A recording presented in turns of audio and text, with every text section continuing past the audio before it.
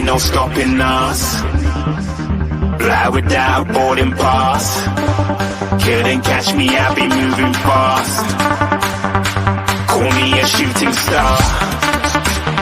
Let 'em know who you are. Flying up in a bar. Wish on a star. Time to show 'em who's in charge. Call me a shooting star.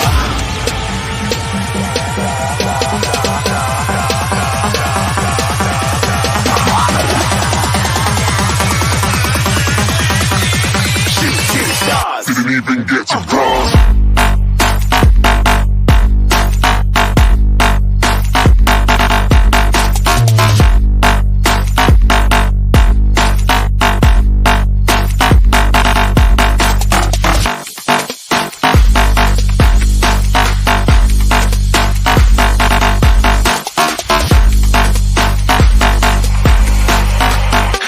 I'm moving too far. Get to glass.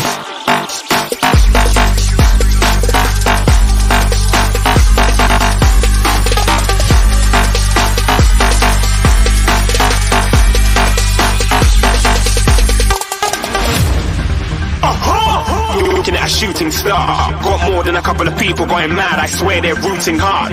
Tell them I be big in the game like she went and got them breast implants. I said I'm moving too fast. Didn't even get to glance. I'm ready to eat up track like I'm seated in a restaurant. If you had swag like mine, you know it's best to flaunt. We aren't hating because you aren't. Shining like it's neon. Rock like kings of Leon. Shooting stars across the galaxy. I stand out, so don't be mad at me. Infiltrate, I'm with my strategy. When I turn up, then I just have to leave. Shooting stars across the galaxy. I stand out, so don't be mad at me. Infiltrate, I'm with my strategy. When I turn up, then I just have to leave. Yeah, shoot. Yeah, shoot. Yeah, shooting. Yeah, shooting shots.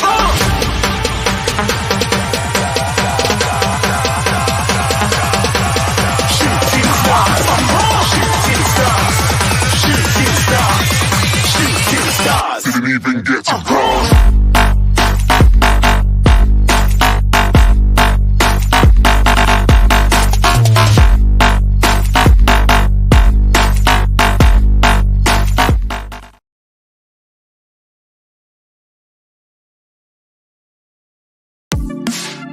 The first game we look for, Robbie. Tottenham away. When we got Tottenham away?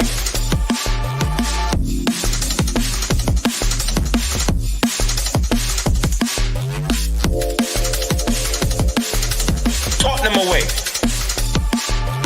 When we got Tottenham away?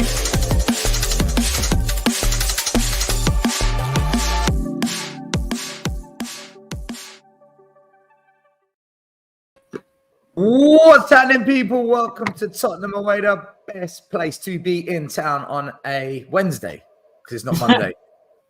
Great to have you here, everyone. Thanks for joining us as always. We just about got the show up and running. Everyone's on holiday or away with the kids and whatnot, so we just about managed to do a Wednesday show. I think others might join us tonight. We'll see how it goes. But anyway, thank you for being here as always. Big up the chat, big up the massive, all the Tottenham family, Tottenham Away family, all the Hotspur Hood family. Make sure you like and subscribe to this channel, to Dan's channel, and everyone else's channel.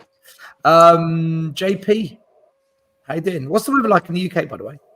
It's a bit glum today, but it's been reasonably hot, you know.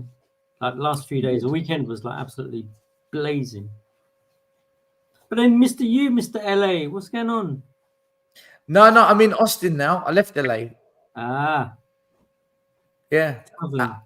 As I was on the way to the airport, there was an earthquake in LA. What? You feel the ground move?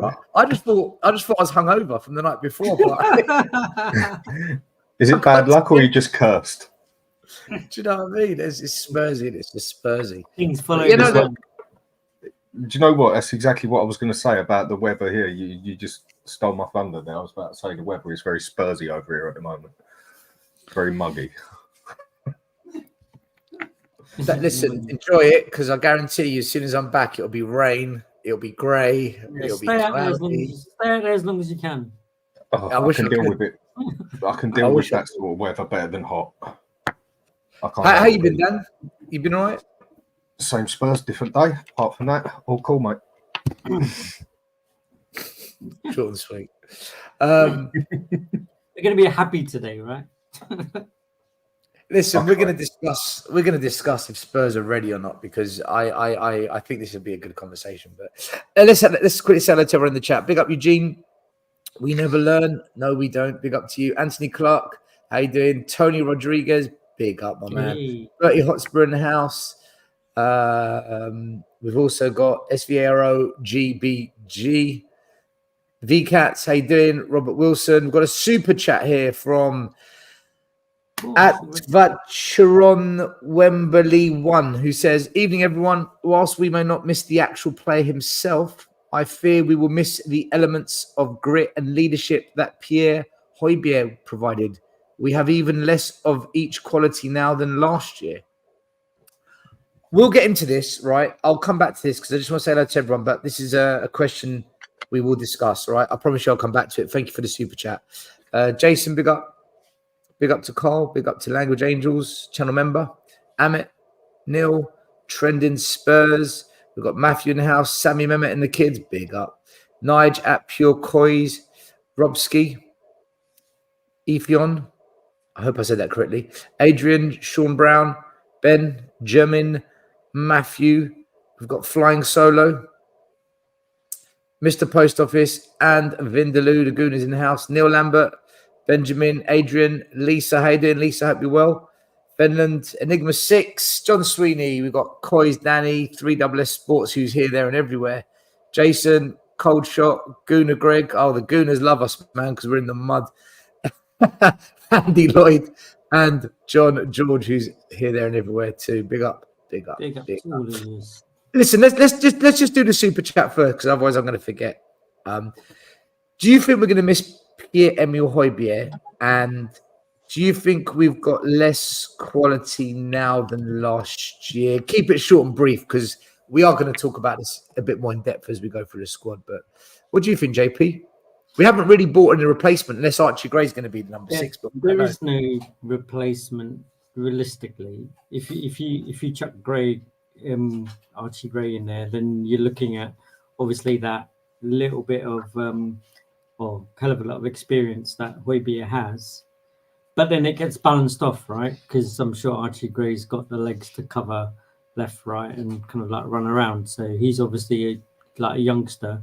But in terms of being able to the housery that we used to have with Hojbjerg, and kind of like we laugh, and he'll take a foul and buy us some time and go down and kind of rub his leg or kind of take someone out. I guess kind of like a little bit of that is something that we'll probably miss. But in terms of Hojbjerg as a player, look, at the end of the day, I think we were kind of saying, do you know what? He's past it, and it's time for him to move on. So I'm glad we've moved him on, and let's look for the young blood and the legs.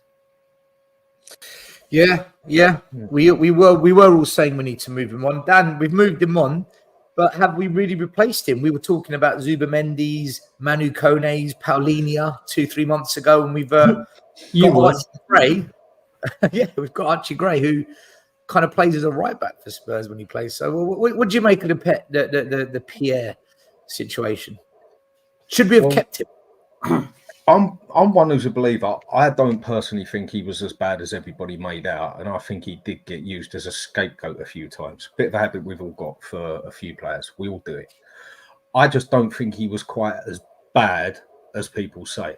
And really, for what we keep talking about, an out-and-out number 6, I think he was the closest one we actually had to just an out-and-out DM role as such, whereas Bentancur, a bit of a deep-lying playmaker DM in one. He wouldn't have been one of my first choices to get rid of personally, but then I can understand why he did need to go and we needed better, but we haven't got anything to replace him, basically. I mean, for me, Archie Gray doesn't even look ready for the Premiership yet, but that's another story. Maz, welcome to the show. Good to see you. I didn't think you were going to come tonight, but he couldn't help it. He just got the itch. I couldn't. Oh no, I've frozen on the And screen. he's frozen. Yeah. Can you hear me? All right. I can hear you. Yeah, Right? we can hear you. We Yeah. can hear Cool. you. I'll sort out the cam. Let me just do that. What do I think of Pierre Hojbjerg? I'm with Dan on this. You know, if you ask me, is he as good as some of the players we've had in the past? That's a no. I think he had he was decent under Jose, and for short spells under Conte, but he did lose his way because of the fact that we can never keep a manager longer than a year, and that the system changed. And I think, if I'm honest with you, I think he sort of lost interest a little bit as well. Under Ange's system, a player like Hojbjerg would never work. It's too suicidal. So I think it's good that he's gone, but I don't think we've improved in that area. That's for sure. Yeah, I agree with you guys. I actually thought Hojbjerg was good under Conte Mourinho. I thought he suited the way they set up. I don't think he was amazing, but he was kind of more ideal to a more pragmatic style of play. This Ange ball, yeah, I think you're right, Maz. I think he can't. It's not the role. But the issue is what we left with Oliver Skip and Bissouma. Bissouma's too busy taking illegal substances and putting it on Instagram. you got Oliver Skip, who all of us have said he can't play this role. You know, the fact he even played wing back a couple of games last season sums it up, and he's still there. So I think we're weaker. I think we're weaker in the position now. I don't think we've done anything near what was needed for that role, and I think it's going to cost us as well. But listen, we'll get into all of it. I wanted to actually start off by. I wanted to talk about the attackers. All right. So the season's coming up. The show today is about, are we ready for the new season? I think we've got a bit of. I don't want to downplay Leicester City, but I think we could have had a worse first game than a promoted team away. You kind of fancy Spurs to get something from that. Minimum a draw. You expect us to win it. But when I look at the attacking lineup, this is what it currently looks like. Okay, so we've got Brennan Johnson and Timo, the Pigeon, the Liz. Is this some comedy show at the moment? I don't know. Are we being serious now? We just this is a stand-up. This is real, and Kulu. So there's no change at all. Oh, sorry, Solomon, and Sonny. Well, and Solanke. Now, is Solanke and the return of Solomon from injury, does this take us to another level, guys, where we can say we are ready? And the reason I ask this is because Solanke's divided fans. Have we overpaid for him? He got 19 goals last season, but that's one good season in 5 from him. Didn't work out at Chelsea for him. Didn't work out at Liverpool. Is it because he can't handle the big pressure? Is he like Darren Bent? As soon as he goes to a bigger club, can't hack it. Goes to his comfort zone, a Charlton, a Blackburn Rovers, a Bournemouth. Solanke's not too bad there because the pressure's off. Is he going to hack it at Spurs? And the reason I'm just seriously concerned about him is he's just like Richie, Kulu, and Johnson. He goes missing in the big games against the top 10. Again, he's another one, 80% of games, no goals, no assists. So he's not a big game player, which worries me if we want to progress in the Cups or, God forbid, challenge for a title. And when you look at the England team we took to the Euros, if you look at all the attackers, that's 9 attackers there. Kane, Watkins, Tony, Foden, Saka, Palmer, Gordon, Eze, Bowden. Solanke doesn't even make that. So we sold Harry Kane, who is England's number 1, and we've signed England's number 10. He doesn't make the top 9 attackers for England. Guys, are we ready up front?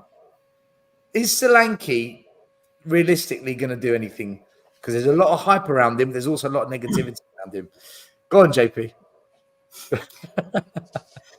So, in a way, right, and you can all shoot me down, I think to talk about Liverpool and Chelsea, I see that as a little bit unfair because he was a kid at the time, right? Just breaking into getting the odd substitution here and there. So I don't think he can be labelled as he was at Liverpool and he was at Chelsea properly, because I don't think he actually got enough football time with them. Fair or not, I don't know. In terms of Bournemouth, I already said it a couple of kind of like even before there was talk about him. Literally, he has been a one-season wonder that we've had so far. Can he sustain it? Can he kick on from that? We'd like to think so, and unfortunately, we have him. I'm, kind of like going to get behind him.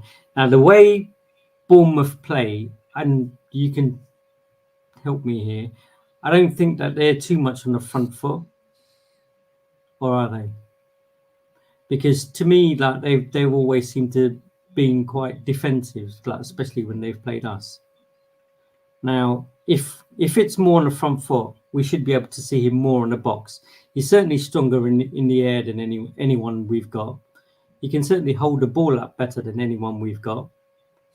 And if he's managed to get the ball in the net 19 times last season, with the amount of tapping opportunities that we get or that we create, or blast the ball across the box, I'd like to think that he would finish a fair share of that. So that way, I personally kind of think he's probably better. He would be more, and I know we had Son in there quite a lot, but Son's not a striker. I think he could be a goal scorer who takes some of those opportunities, because the amount of chances that we've made with, be it Werner on that side and Brendan Johnson missing it, Brendan Johnson from this side, Kulu missing it, Timo Werner missing it, etc. He could be someone who's able to put the ball in the back of the net. So that piece, I feel stronger. The fact that we've not really backed up that left side properly, and I know there's still time, but going out and getting Turbo, I don't think that left side is going to be backed up at all. Will there be an opportunity for somewhere on the right? Who knows? But the fact that we've got Kulu and we've only just got Brennan Johnson, I don't see us doing anything there either. So in terms of those three, and I'm not counting Velez because he's already gone out, right? So literally we've got Kulu, and I hear that Solomon's going to go on loan. So we've got Kulu, Brennan, Son and Turbo on that side. And in the middle, the two options that we have are Richarlison and the new boy. To be fair, I forgot Bergvall. I forgot about Bergvall. I actually think he's a good signing. But, all right, so Dan, regarding the forward lineup, where are you at with it? And there was a comment it caught my eye here saying from George saying Solanke is a better footballer than Richarlison. I don't think you can really argue against that, but he's not enough of an upgrade, especially on his own. We need top quality wide forwards. What I'd say to this is Solanke is a better footballer. I agree, but as a striker, he's not better than Richarlison. If we look at minutes played, games played, Richarlison actually edges it by that much, by the way, not a lot.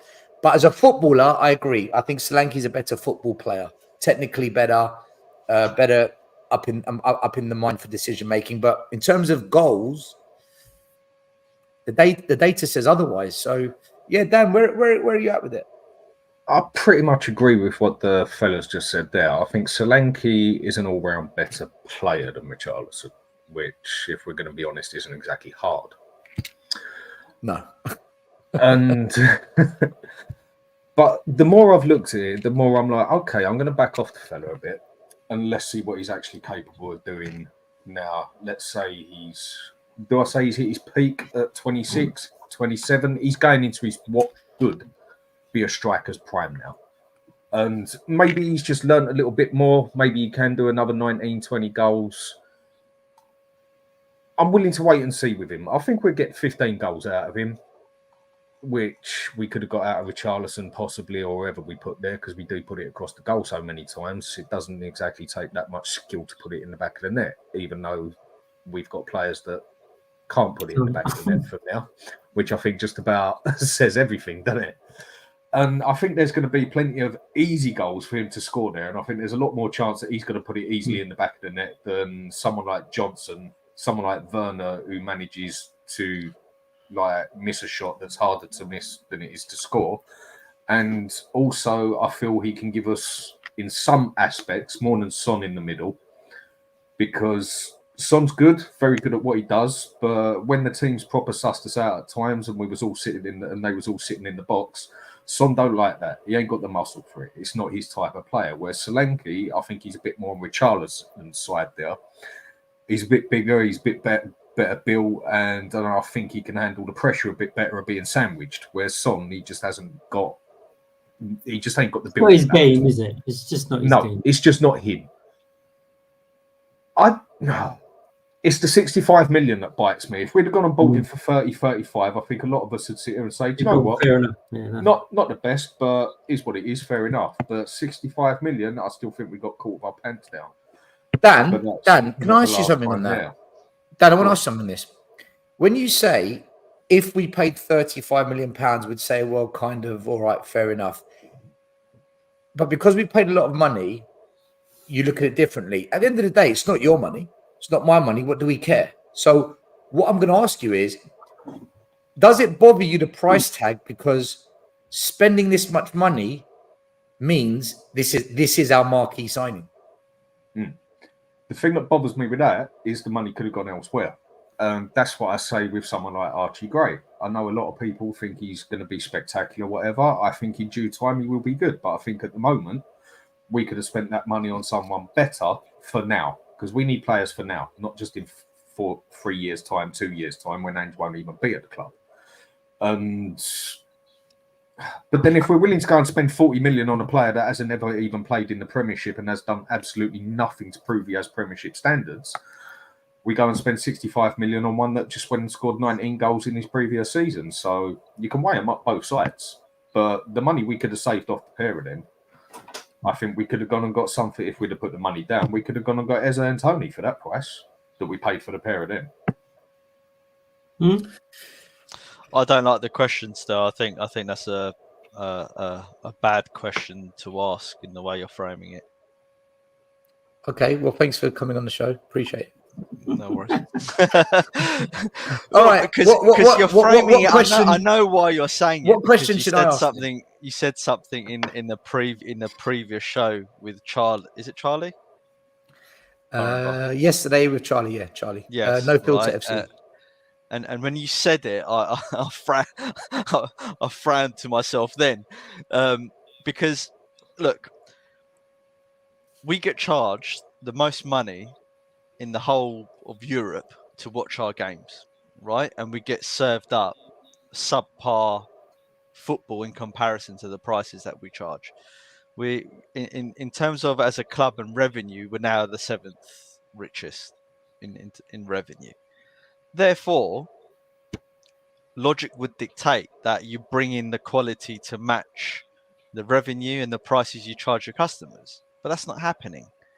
So when the club brings in a player that's worth 65 million or a player for 65 million pound, I'm thinking, okay, well, who's that going to be? Is it like, I don't know, Vahailovic or Kvaratskhelia or Fofana or Eze or someone like that? You expect a certain caliber to come in. When you're spending top dollar on Solanke caliber or Richarlison caliber, then I think we've all got a problem with that, because we're like, why are we've got a habit of, as we've said many times, bringing in quantity over quality. But what makes that even worse is when you pay top dollar for quantity. It makes that even worse, and it makes what we say even more true. So that's why I don't like the way you're framing it. Because yes, it's not our money, but to some degree, it is our money. Because without the fans, you don't have a club. So that's why I don't like the framing of the question. What I was trying to say is, when we spend money, we shouldn't care because it's not our money. But the fact we do care about this price tag, is it more because that when we do spend this kind of money, it symbolizes this is the big marquee signing, where everyone said Eze would be the marquee signing and maybe Elise. Is that why we're more worried about the price? That's what I was trying to get at. It does, but also the fact that the club use their financial success as a barometer of success rather than trophies and where we finish in the league, right? So over the course of the last decade or longer, they've weaned the fans off wanting actual on-field success and made everyone into traders and accountants and investment bankers, right? So we're probably a lot more sensitive to the price tag of a player than most other clubs are, for sure. Yeah, we do love a financial debate at Spurs. We do love a financial debate. Yeah, we do have, and it's almost like we've been hypnotized over the last 20 years in terms of now trying to justify what they're spending on an average player. Right? Yeah. I mean, look, and also making points that he's going to be good. Yeah, back. Keeping it on football. Back to your questions. Now, I think that I'm in alignment with Dan and JP on this. I think that Solanke is a better footballer than Richarlison. I don't think that's very difficult because for me, Richarlison, 90% of the time he spends it on the floor. He's got a really bad first touch, and I don't rate his second touch either. Right? I don't think he has different types of goals in his locker, albeit he scored one goal from outside the box or at the edge of the box against Everton. When I did an exercise today, I went and looked at all the goals that players like Pavlyuchenko, Adebayor, who else did I look at? I can't remember the guy's name, but those ilk of Freddie players, Canute, and things, right? And but I didn't look at Defoe, and I didn't look at Keane, I didn't look at Berbatov, and I didn't look at Kane, right? I purposely went down a tier on purpose. And when you look at the variety of goals they score versus the variety of goals that our current forwards are scoring, you're thinking, my God, the players we've got now are really not very good. I'm noticing even some of the goals and the individual moments of skill is better than the current crop that we currently have. So I'm going to give Solanke a chance. As I said on a previous show with Saba and you guys, I'm not. I don't think Solanke's a bad player. I don't think he's a good. Well, he's. I think he's a good player for in an average sense, but I'm not going to just slate him and write him off immediately, because I even gave Richarlison a chance, even though I didn't want him at the club. I still gave him a chance. And he proved what I thought he was going to be. And I gave Timo Werner a chance for like 3 weeks, and he proved what he was going to be as well. So I'm going to give Solanke a chance, this season and see what he does. And if he does do what Dan said, if he can get 15 to 20 goals and he stays fit, then fine. That's who we've got. Is 15 goals? Does that justify 65 million pounds? Richarlison was only a couple of goals off of that. No, of course it doesn't. No, but we've got the worst. We have got a history of doing bad deals, right? I mean, Ryan Gill is an example. Richarlison is an example. Ndombele is an example. Johnson. Well, I've actually got hold on. I've got a chart here. Right. So the last 10 strikers Spurs have signed: Louis Saha, Clint Dempsey, Adebayor, Soldado, NG, Janssen, Loriente, Vinicius, Richarlison, Veliz.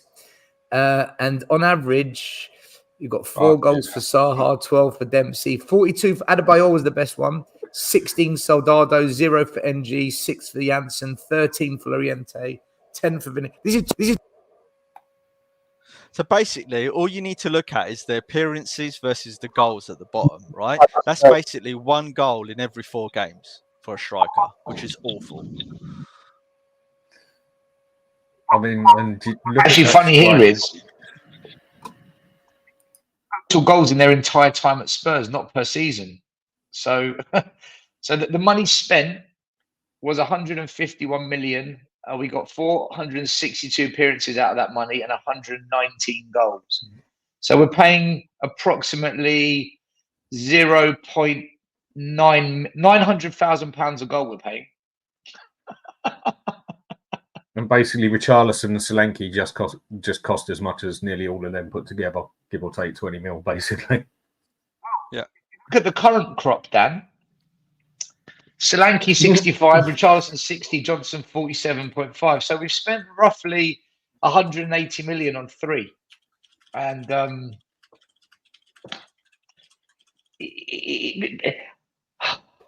It's the thing. embarrassing. It's So embarrassing. It's not the money. It's not that he's stingy. It's just the way it gets spent, right? Let's just be honest, yeah. Let's be honest here. I know, like, it's not our money, so what do we give a shit and everything else? Yeah, well, that's not exactly true either. Maybe we're one of the worst ones for it, yeah. But if Arsenal just went and done that, or Chelsea went and done that, or Man U, or West Ham, or whatever, on those players and that, we would be sitting here ripping them a new one. So, There you go. what leg do we have to stand on, really? We Look, just blatantly, on every single one of those players, got caught with our pants down around our ankles. Simple as that. Because other teams just would not pay that money for it. And they're not that desperate for a player there because they can't get a player from anywhere else that they have to pay that money for it. Which Dan, shows do you know a lot what? on the club. Dan, do you know what? You bring up an interesting point here. If any other club was to sign these players, we'd be ripping the hell out of them. I've got a couple of Liverpool friends I used to play football with back in the day.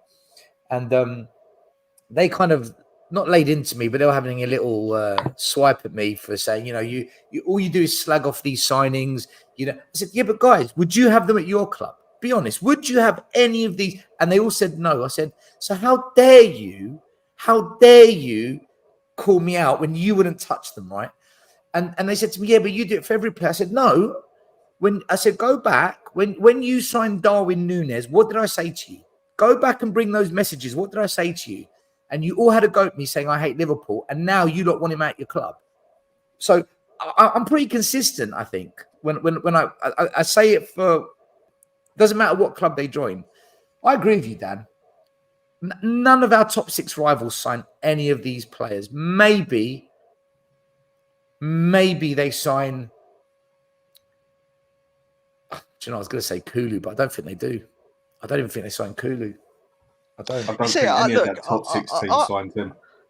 I do think, Yeah. and I'm guilty of this as well, but I do think we've judged Kulu very harshly.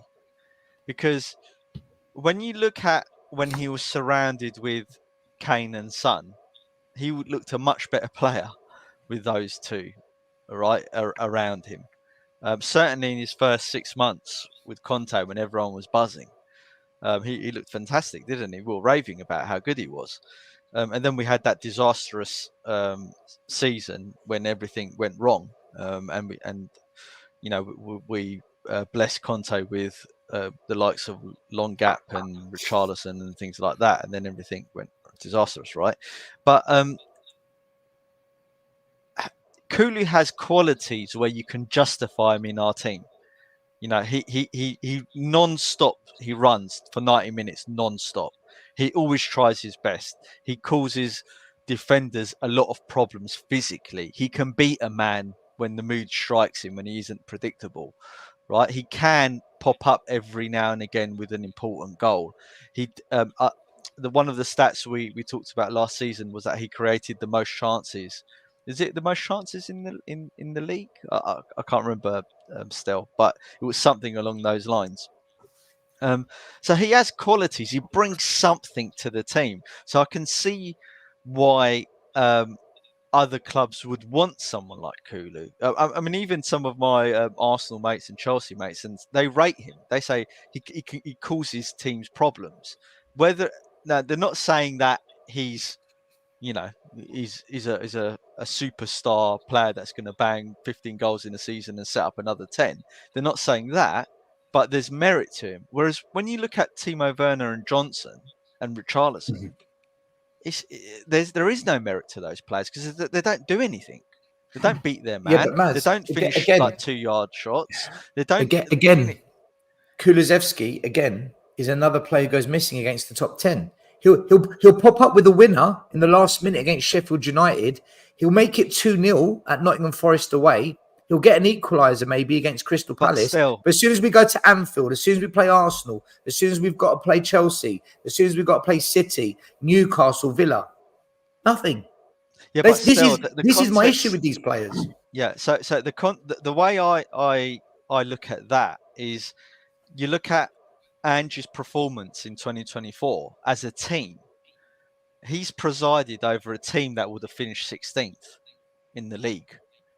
Yeah, our form was shocking. It was shocking. Right, it was shocking. Yeah. Also, during that 2024 period of the season, Maddison useless, Bissouma useless, Bentancur useless, Werner useless, Richarlison useless, Johnson useless. So I can forgive Kulu for not being great because no one was good.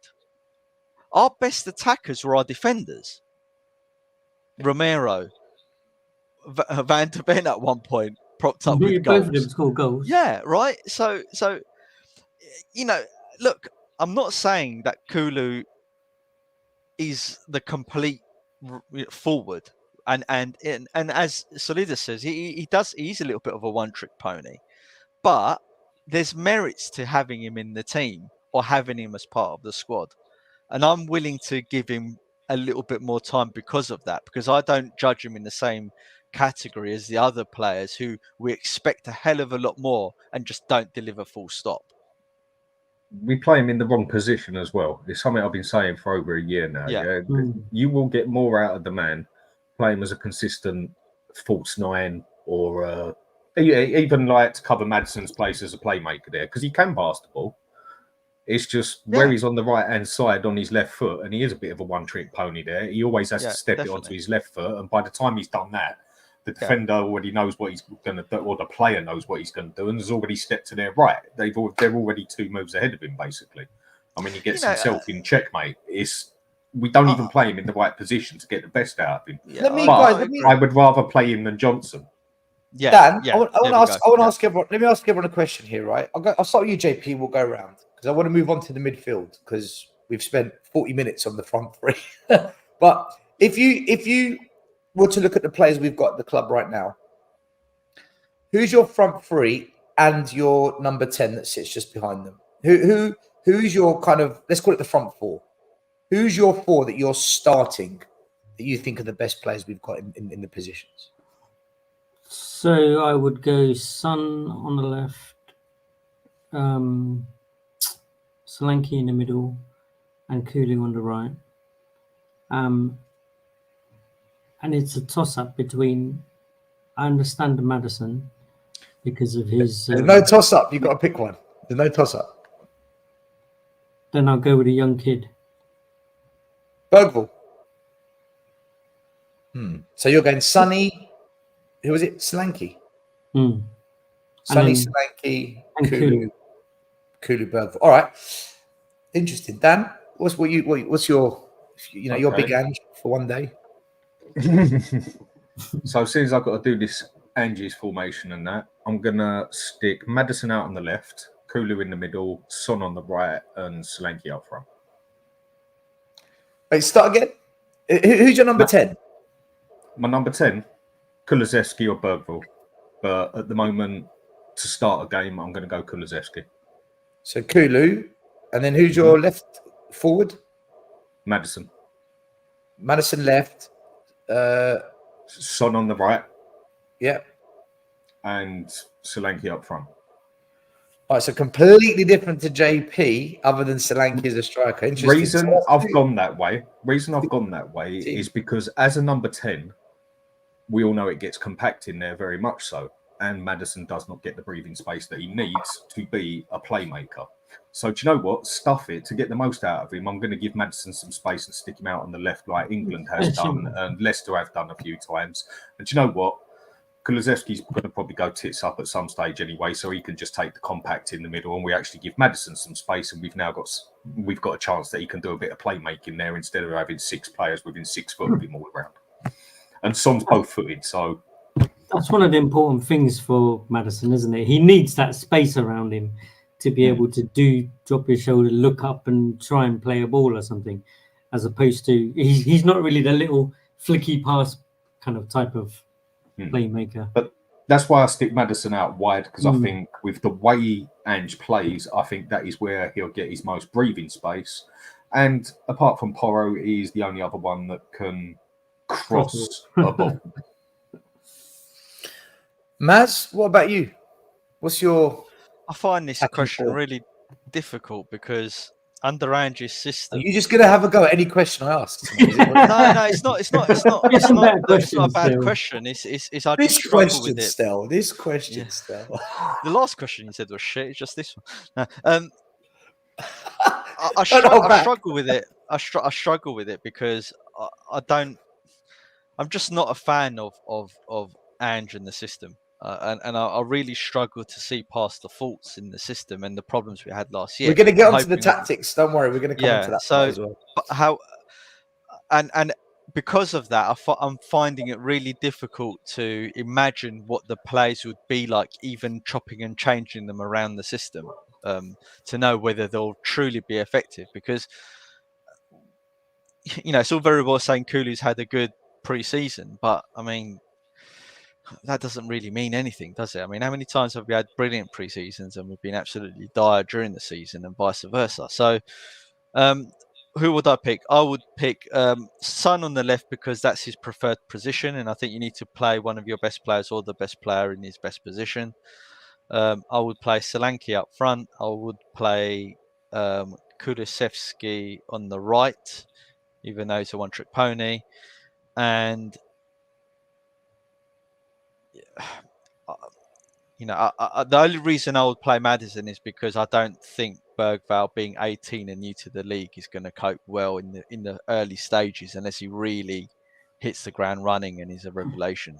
That's the only reason I'm picking Maddison. But I like Dan's idea because I said that a few times last year that I would have liked to have seen Maddison on the left when we had no striker, when Richarlison was injured. So if you like Dan's idea, why don't you go with it? Why have you changed it? Because now we've got a forward that isn't injured and is slightly better than what we've already got. And I'd like to see Solanke up front and see what it's made of. All right. Mine is going to go... okay, yeah, I agree. Son has to go left of the three.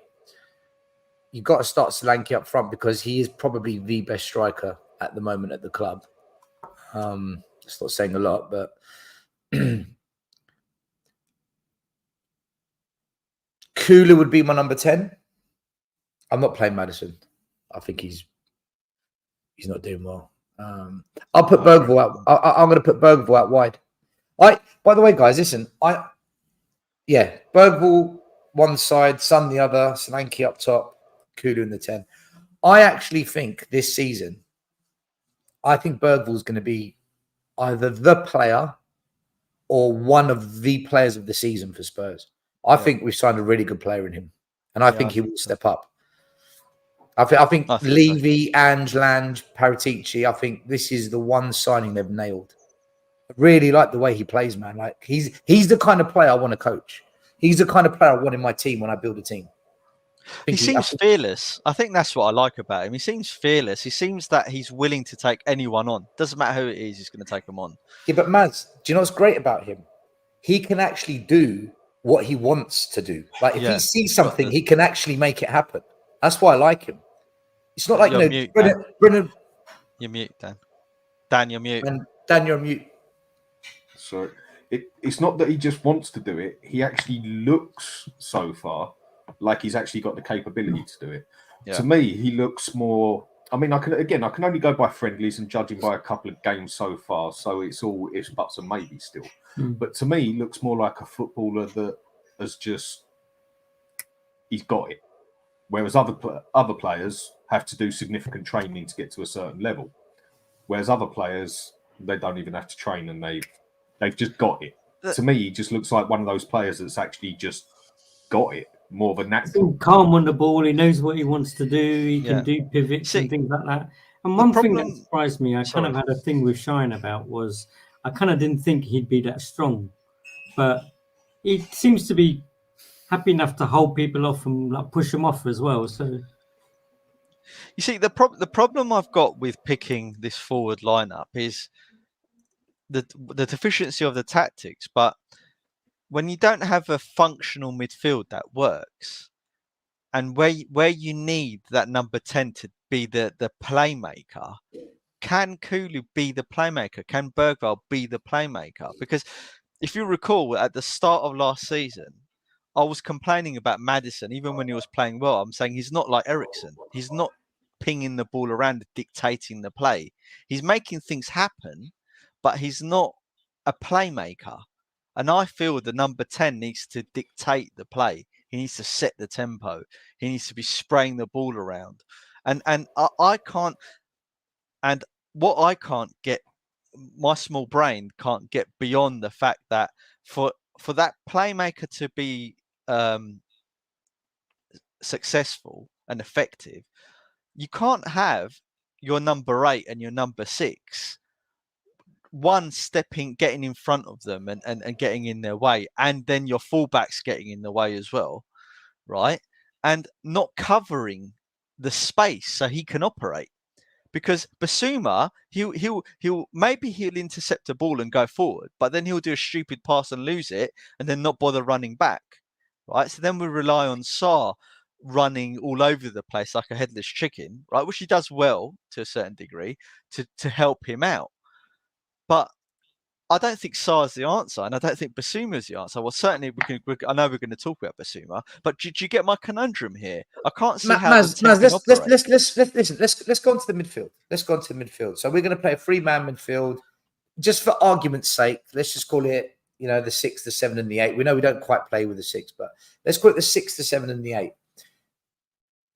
I don't know if that's where Archie Gray's going to play, or if he's going to play as the right back as cover, or if that's going to be Spence. Like, we don't know, so it's difficult. But let's just assume Archie Gray's going to be more of a midfielder than a defensive player. We've got Skip, Gray, Sarr, Bissouma, Bentancur, Lo Celso, Maddison, Bergvall, right? Do we have the balance?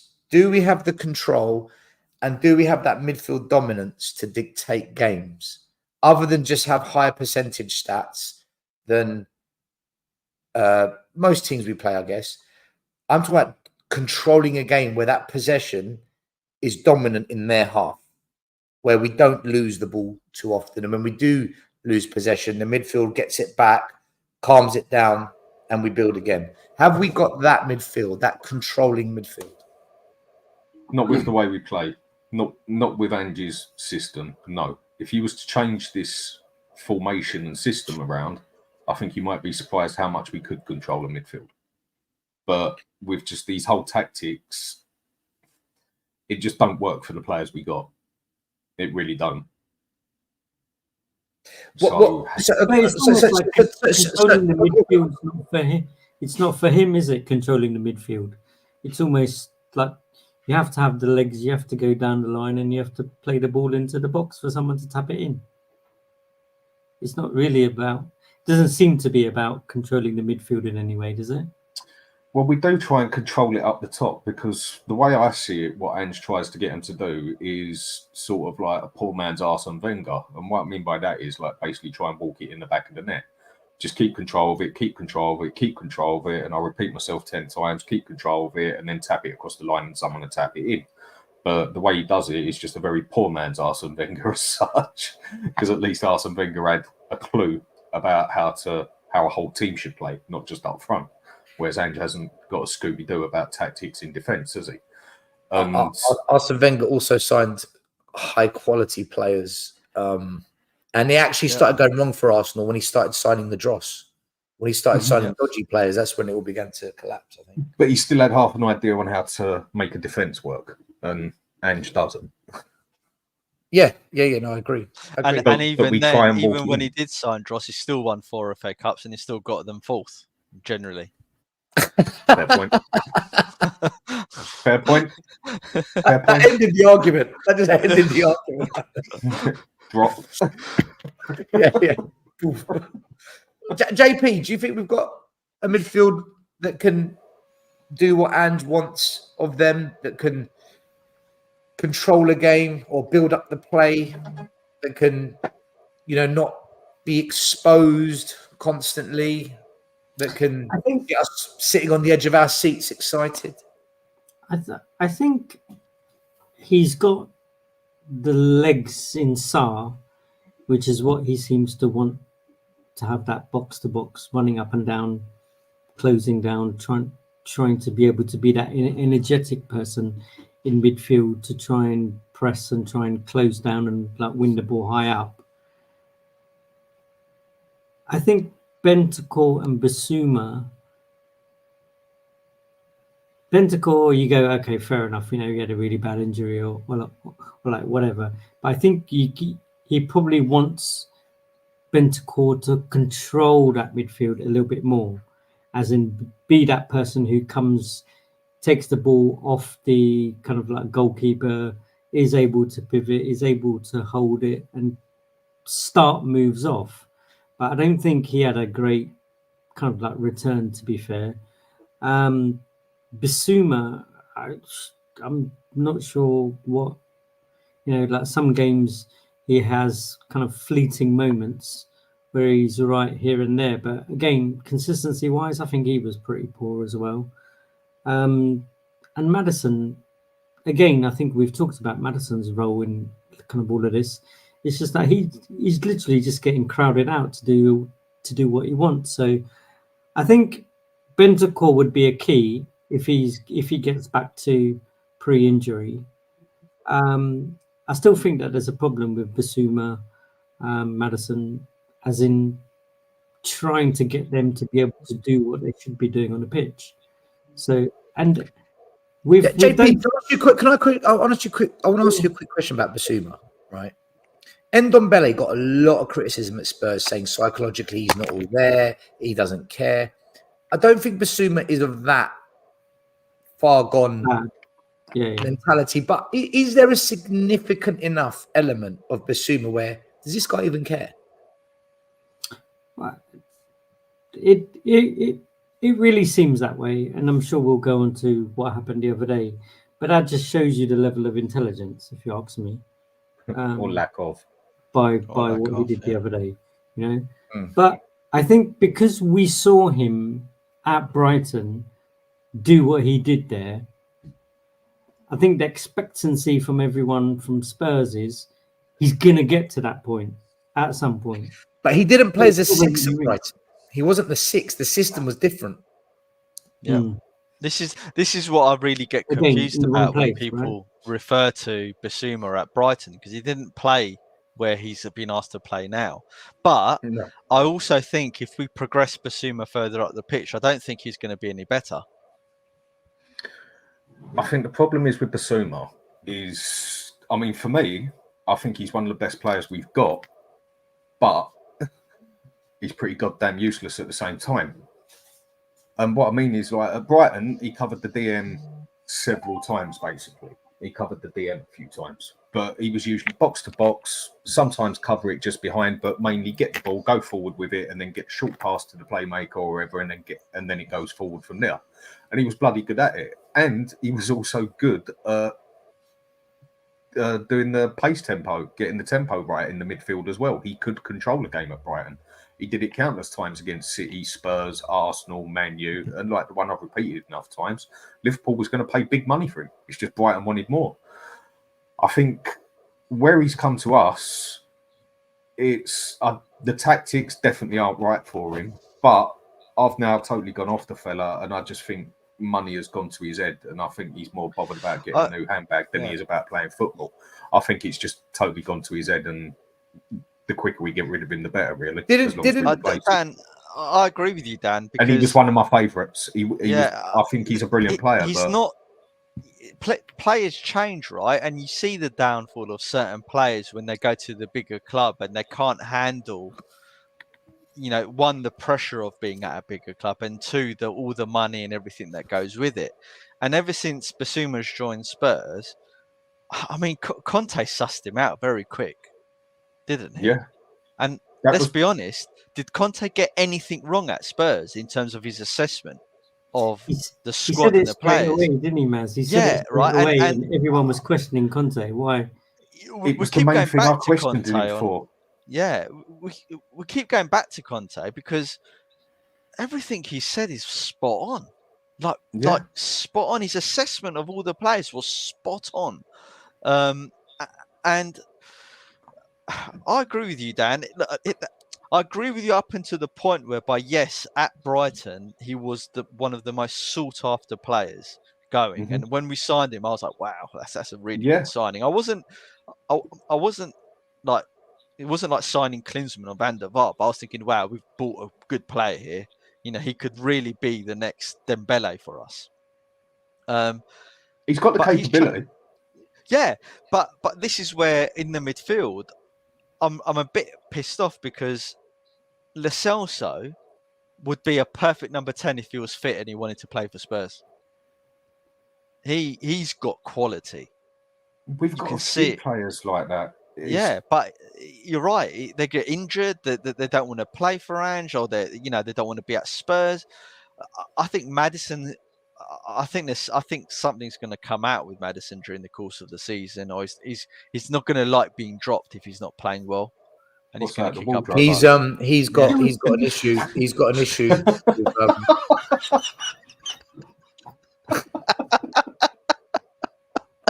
Sorry.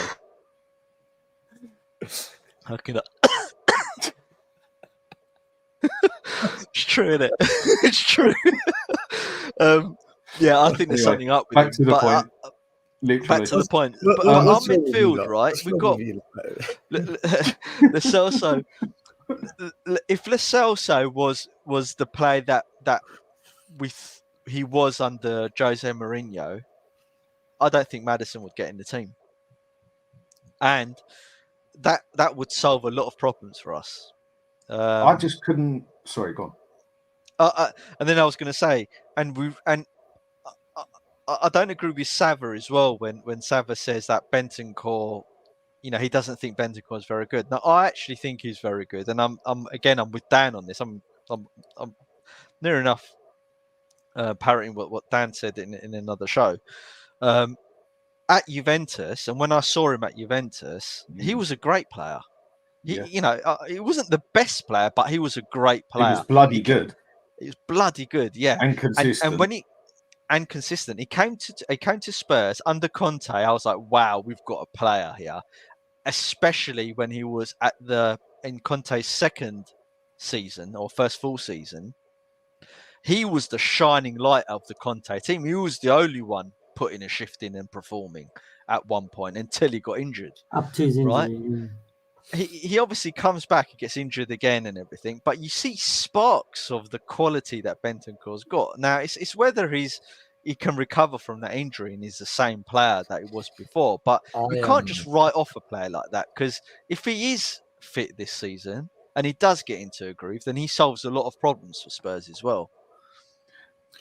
My biggest issue with our entire midfield is this. When you look at Vicario, he's going to make 2 wonder saves in the game and keep us in it, right? He's going to do that every single week. Van der Ven is going to be either the best player on the pitch or one of the best players on the pitch every single week. Romero is going to step up if we need someone to step up. Certain players are going to give you what you need at any given moment, right? And for me, that's the sign of a top player. and the word is consistency. When you consistently give an 8 out of 10, week in, week out, sometimes it goes to a 9, sometimes a 10, sometimes it dips to a 7, but on average it's an 8. That's the player you want in your squad. There's not one midfielder that gives us an 8 out of 10 over the course of a season. Not one. Not a single one. The difference And that's- between world-class players are and very good players as well, isn't it? But look, I'm going to defend the players. And Bentancur falls into that category, Maz. Bentancur falls into that. But he's inconsistent. I think he's a good player. We play suicide football. Like Yeah, but okay, team but hold on. Yeah, but still, suicide football. Son gets 17 goals. Vicario still makes saves. Van der Ven still does what he has to do. Pedro Porro still finds a way to either get an assist, get a goal, create. But they let in 62 goals. Yeah, and that's the downside of it, of the tactic. But what I mean is, when you watch Bissouma, you feel like this guy's gone missing. You watch Maddison, you think, is he in the game? Sometimes you watch Bentancur and you think, what's going on here? And then how long do we say, the injury? Look, you can't compare Bentancur and Bissouma, right? You just can't, right? And I'll tell you why you can't compare them. But they're both inconsistent. Bentancur, not to the same degree. Let me give you the example I was going to say. Right, Bentancur, when he first came, he had a great 6 months, didn't he? First great half of the season from January onwards. We thought he was an amazing player. Yeah, him and Kulu were superb. They got us top. Then in his first full season, until he got injured, he was our best player. Correct? Agreed. Yeah, he was. Bissouma has had 10 good games. Actually, 7 good games, because 3 of those games out of the 10 he wasn't very good, or he was a bit inconsistent. Right? Yeah. That's his career. So you can't compare a player that's not his career. That's not his career. Hold on, that's not his career. At Spurs. No, forget about Brighton. We're talking about Spurs. Yeah, but we saw the player there. He's come in. He's inconsistent. I think Bissouma. What's happened is he's come to a big club for him. The paycheck's half decent, and do you know what he's done? He's done this. Yeah, but he's one of them players that's content with life. He's not someone that's going to strive. My point is, you can't compare a player that has shown us a hell of a lot more, not just by 1 game or 2 games, almost the full season. But that was the past, though. Yeah, but hold on. He's been injured. Then that's the excuse you can give. That's the reason you can give. Dele Alli was brilliant for a couple of years, and then we carried him for 3 years. 3 years. He was brilliant for 3 years, and then carried him for 2 years. Okay, and in those 2 years, we carried him in the hope that it'd be the play was 3 years ago. Just maybe, I'm not saying it is, but just maybe, we've seen Bentancur now. This is it. He's now that inconsistent midfielder that's going to be. Oh, the guy's come back from a major injury. Give him a chance to get back, though. Yeah, like we're being really unfair on him, and this is. I watched him in Copa America. He was nothing special, and he played everything. That's fair. Yeah, I don't think he's actually had a fair chance. I like Bentancur, by the way, guys. I agree with Maz. I thought he's our best player in midfield until he got injured under Conte. In fact, when he got injured, we all said, "Oh shit!" Done. I remember when he got injured. I don't think he's had a chance to recover properly. Sorry, I didn't want to interrupt you because you're on your flow, but the reason why Bentancur looked good because we had Harry Winks and Sissoko. I mean, I don't really know where we're going with this. Yeah. You know what I mean? I'm sorry, but you're talking about we had the team, Tottenham. This is why we're forgetting where we came from back in the 90s. We have had Sherwood, we've had Modric, we've had you know the midfields we had in the past, and because now we've got used to these bang average midfielders, right? Bentancur comes from Juventus, so I'm still saying that.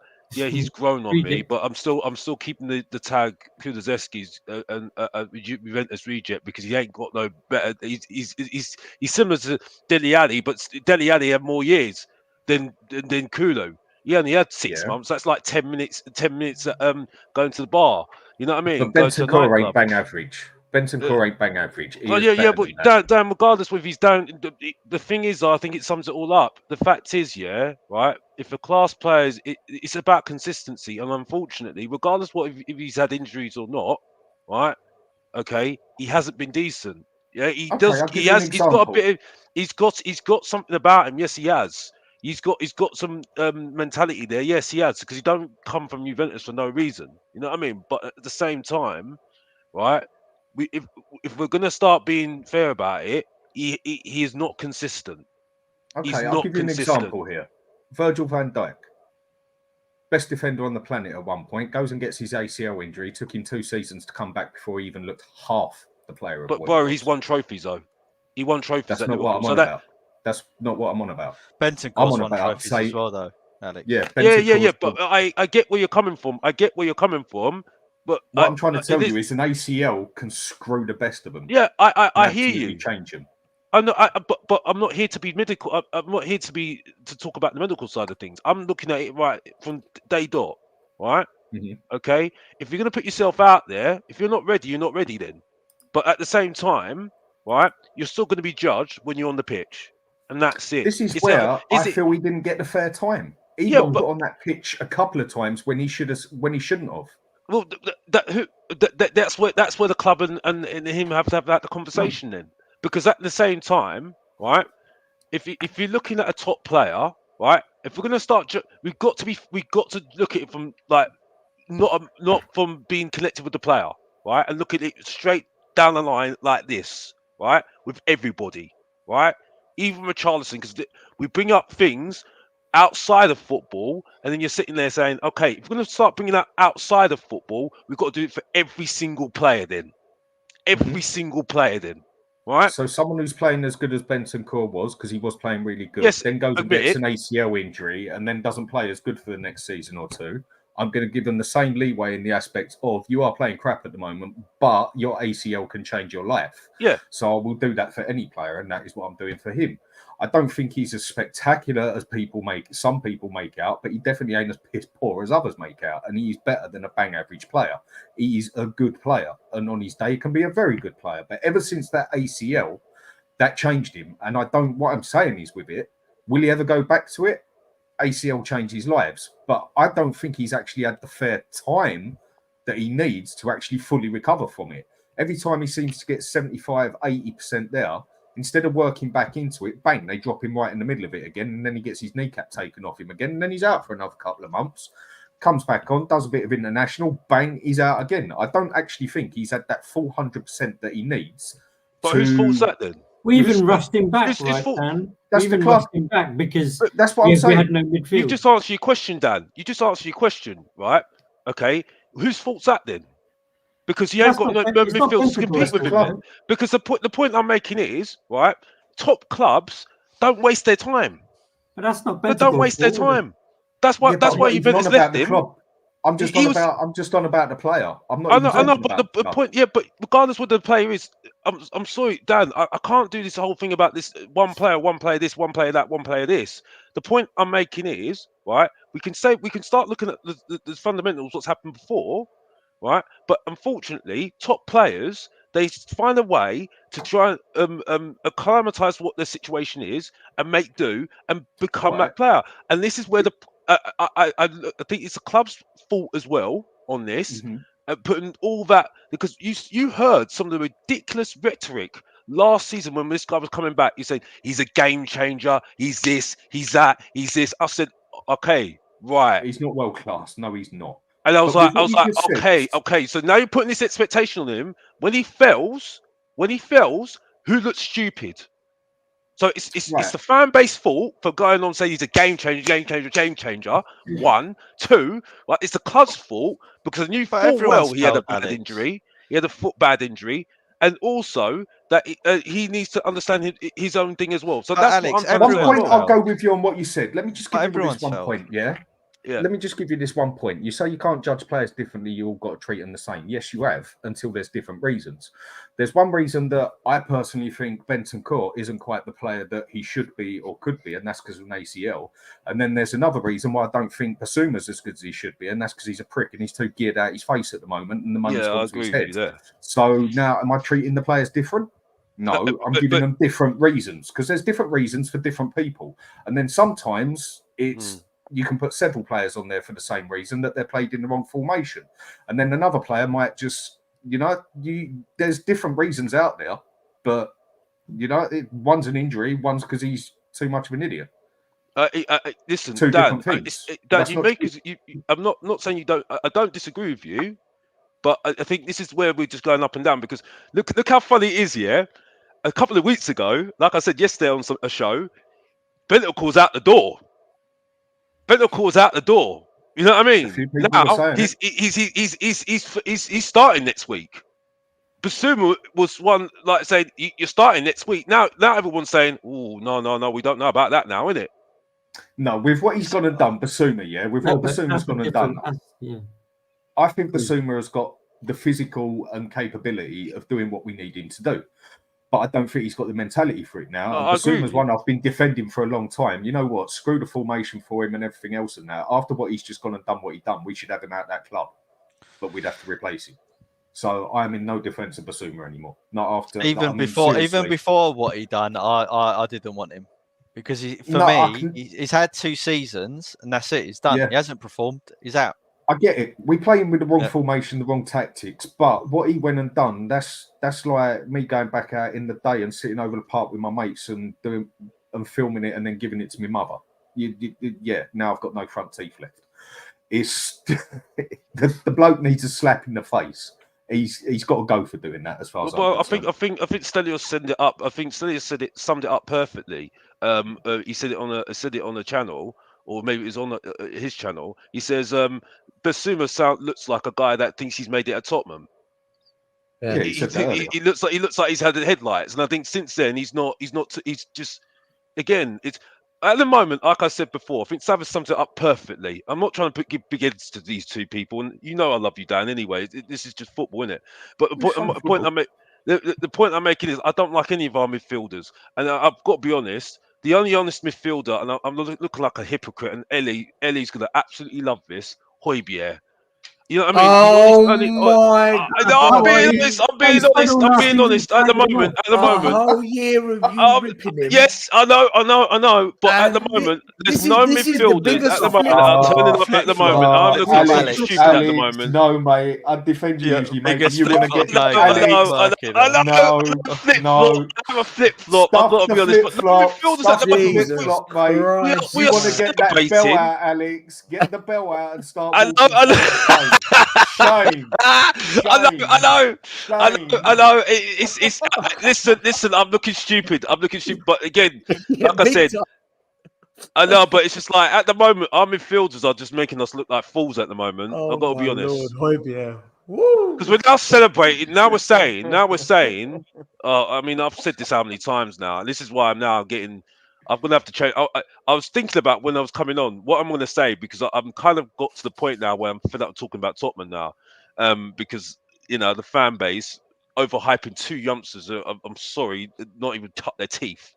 You know what I mean, and everything else around it as well. But I just that we're celebrating youngsters at these 2 youngsters that we've got who, they're going to be in the first team, but I just don't understand it. Alex, I'll answer the question then, because this is what we would kind of just do before you just jumped on. Is our midfield good enough to be dominant in matches? No. Okay. No. Does anyone here think they are? And no tactical changes. It's going to be I agree with Alex up to a certain point. So if Bentancur can show what he showed under Conte, then for me he's our best midfielder.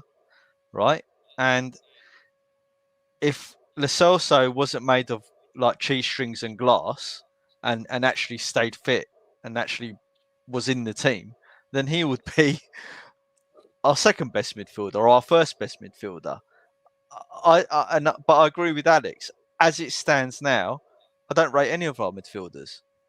I certainly don't rate Bissouma because he's had 2 seasons and he's proved nothing. Right, I don't rate Maddison anymore.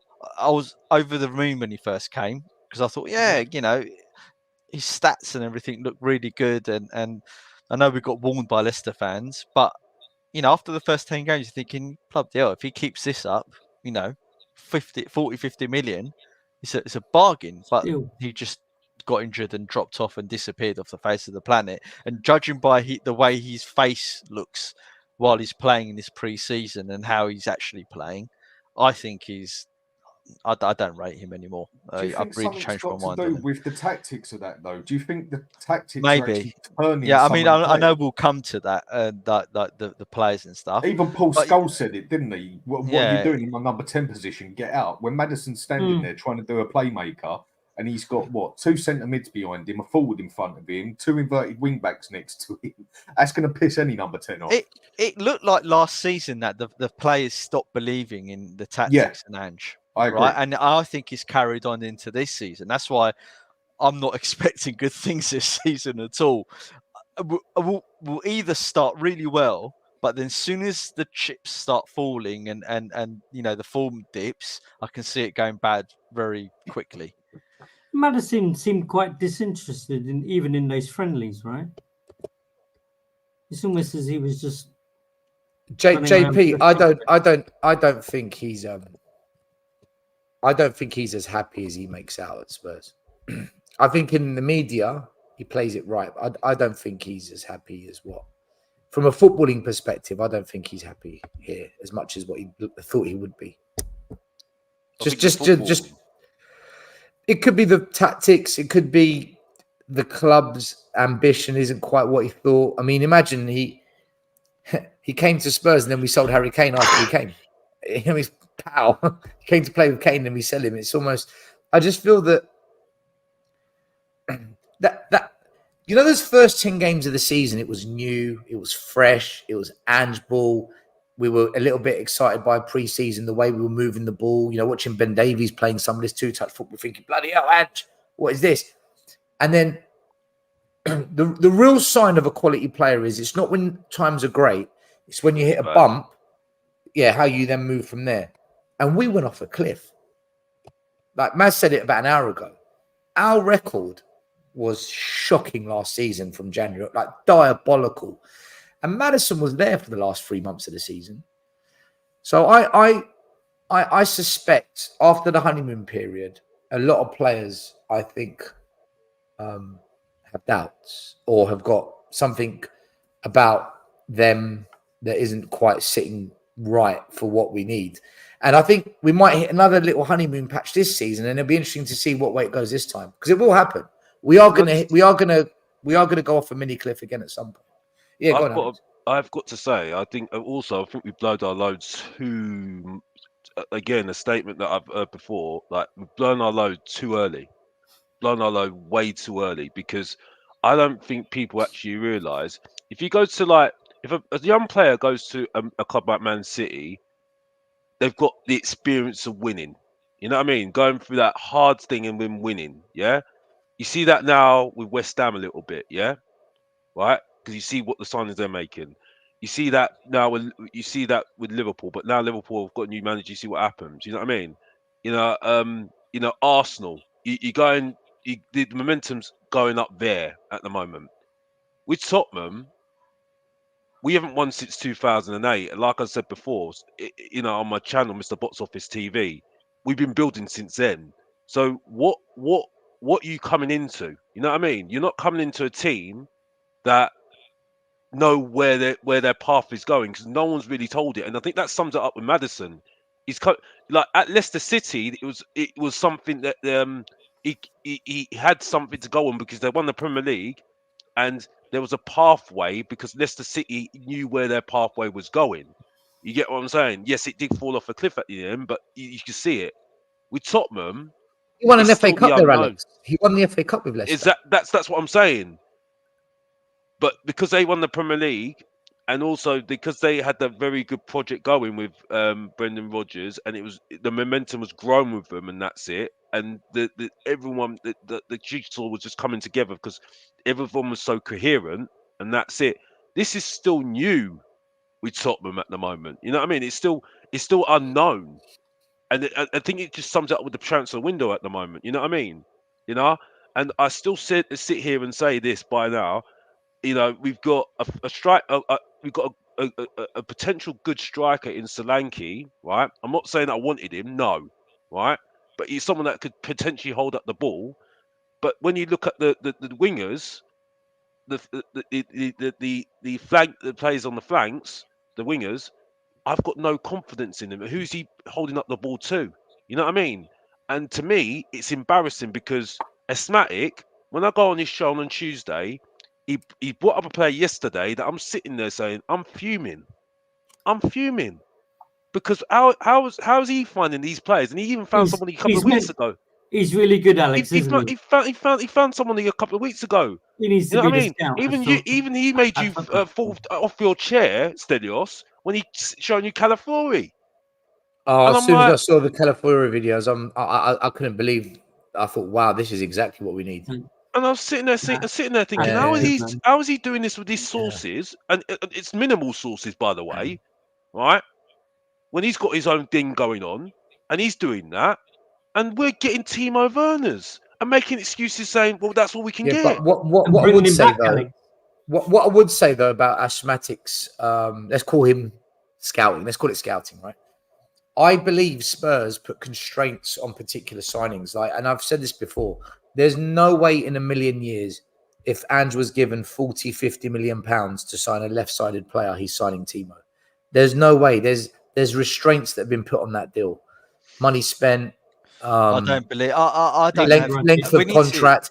Still, there's a reason he's come. We need to talk about the money he spent. No, Maz, year. because I believe what's going to happen now is at the end of this season, Timo will not be here, and the Yang lad, the Korean kid, he'll come in and take that slot. Damage is done.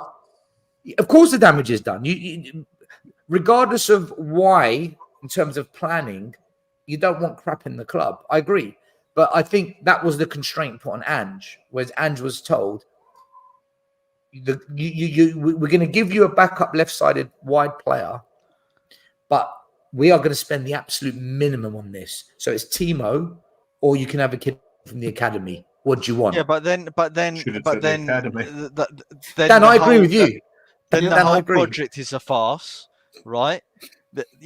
Ange is agreeing to it, and he's not going to be here to even see the fruits of it. What is the point? Well, that's the $1 million question. For the next manager, and so we're being done again.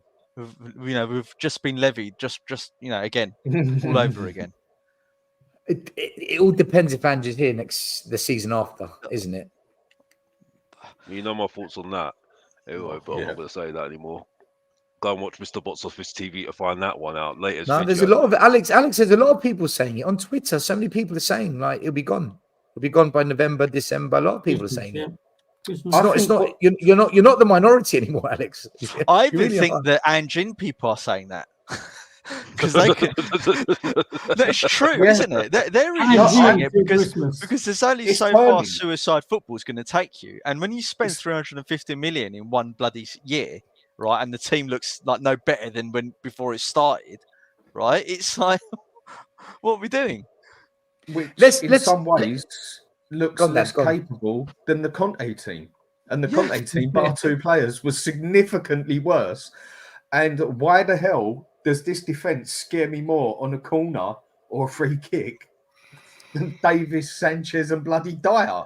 Yeah, but Dan, it's shocking, mate. It's shocking. I back you, Dan. You're the one that made it on your channel. You said it on your channel. You're the one that said it on your channel. Do you know what annoys me? Do you know what annoys me about some Spurs fans who say, "Oh, but Conte had Kane and Son." Do you know what annoys me about that? Conte played to the strengths of the team. Yeah. How can we protect this shit defense, but make sure Kane and Son Conte get just had enough? The worst team that we had at Spurs for years. Even Mourinho, and he still got us fourth. And he when he left, we were still fourth. Right? You could even make an argument for Mourinho. Mourinho had a bad team, and that guy even got to a bloody Carabao Cup final. It wasn't even there to finish it. Mourinho navigated us, and we beat Chelsea in that competition. Don't forget to get to that final, right? I don't even like him. Whereas Ange, there's no way he plays to the strength of our best players. You've got two fullbacks that are brilliant at overlapping. They both did it in the Indonesian Sporting Lisbon. Now they're told to invert. You've got two really good centre-backs who are being told to be exposed so suicidally that they get caught out and we give away so many big chances. I think we were the 5th from bottom out of the 20 teams in the league last year. We gave the most big chances in the league. We were the 5th worst in the league in it. So I don't think Ange plays the strength of our team. But where I will give him the benefit of the doubt is, if you're going to implement a philosophy, if you're going to implement a way, you've got to stick to your guns. Where I criticise him on that is, and this is what I was saying to Charlie yesterday, a lot of fans don't know the difference between philosophy, strategy, and tactics. Okay, strategy is where how are we going to win? What is the strategy to win? And Ange's strategy is just like Pep's, possession-based football. If we keep the ball, we can score. We can create chances to score. If they don't have the ball, they can't score. So our strategy to win is possession-based football. That's the strategy. But what most fans do is they call that tactics. That's not strategy. The tactic is, how do you deliver the strategy? And that's how you set up where players move, formations, right? That's different. And what Pep does is he adapts the tactic to make sure that the strategy isn't compromised. Pep never goes away from possession-based football. He never says, sit back, counter. He never says, set-piece specialist. He's possession, possession, possession. But what he does is he adapts the tactic to make sure the possession-based strategy isn't compromised. Whereas what Ange does is he never adapts the tactics. So what happens? The possession-based strategy is compromised and we get spanked or we get caught out or we can't defend set pieces or balls over the top expose us. So I agree with Ange's strategy. His philosophy is spot on. His tactic to execute it, that's where we've got a problem. And I was trying to explain this to Charlie yesterday. And this is where a lot of fans, I think, get caught up between the two. Oh, but why should Ange change? Why should he have to adapt who he is? This is but why he doesn't have to adapt the strategy. Keep your strategy, but your tactic to deliver it. That's where. But this is why Conte, Jose, and Poch are much better managers than him. Yeah.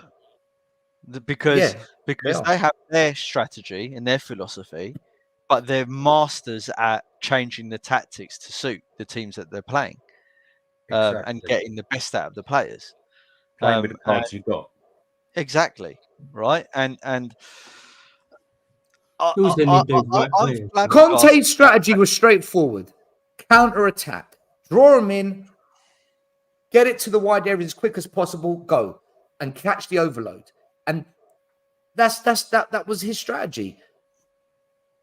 Yeah. And people got upset with him because he wouldn't adapt the tactics. But maybe there's a little bit of fair criticism in that. But you know what? Yeah. His strategy worked because he got us top 4 twice with Danjuma, Longley, Chickenhead, Ben Davies, Skip and Hojbjerg in the double pivot. Let's keep it to the football. Then we can go into Ange and the yeah. Let's finish the players and everything, and then otherwise we'll be talking on this. Well, we've got to talk about the defense. We've got to talk. Is it all right? Let's go around. JP defensively. We've got Van der Ven, Romero, Dragusin. We've got Porro, Dogi. I don't know if Dogi's back yet from the operation, if he's ready to play or not, but I guess Ben Davies, maybe Archie Gray. Chicken Rao's gone, finally, good. Paul Iggy, he's having nightmares, can't get rid of him. Jed Spence looks like he might be staying. So defensively, do we look ready? Ashley Phillips looks like he's going out on loan. Does that leave us short at centre-back? Well, I mean, the simple answer is that it's not really changed from last year, right? So I'm expecting to concede exactly the same amount of goals. Well, Archie Gray and Spence technically are kind of here. No.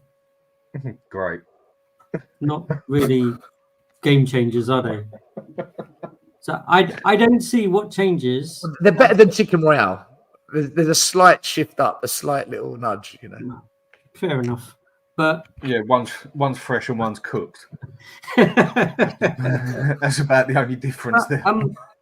And again, it can go back to the dis tactics kind of piece, right? Because I still say Romero's good. I still say Van der Ven's good. I do like Udogie and I do like Porro.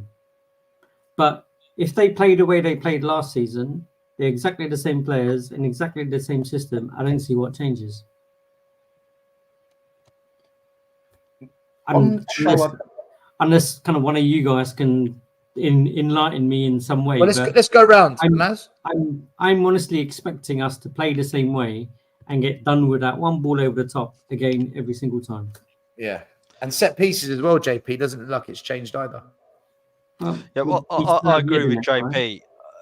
Suicide football, it doesn't matter what defenders you've got on that pitch. We're going to concede a lot of goals, I think, because one, I think the managers and have sussed Ange out.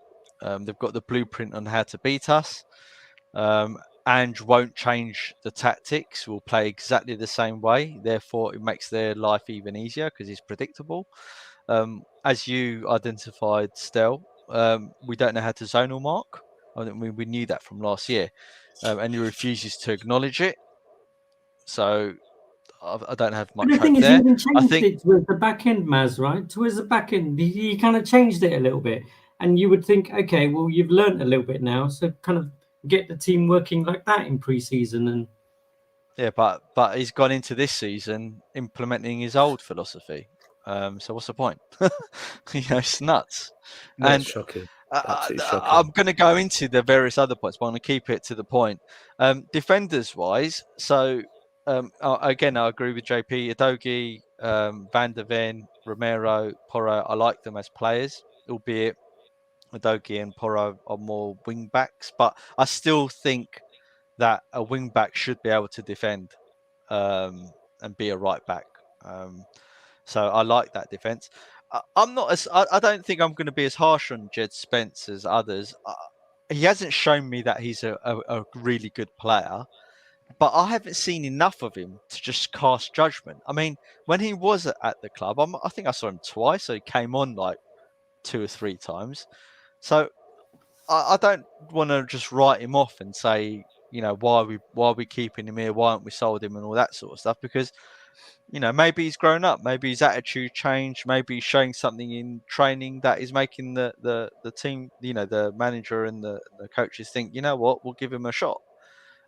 So until I see what he's like consistently this season, I don't think it's fair to give a judgment on him. I worry about Ben Davies still being at the club because I don't think he's sufficient cover. I worry about us planning to play Jed Spence as a left back to cover for Udogie, right? Purely because we're asking them to do that inverted role. I'd rather, if we're going to keep Jed Spence, just leave him on that right-hand side.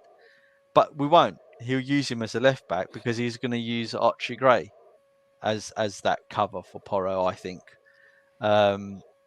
So, again, tactically, I think it's going to be a mess.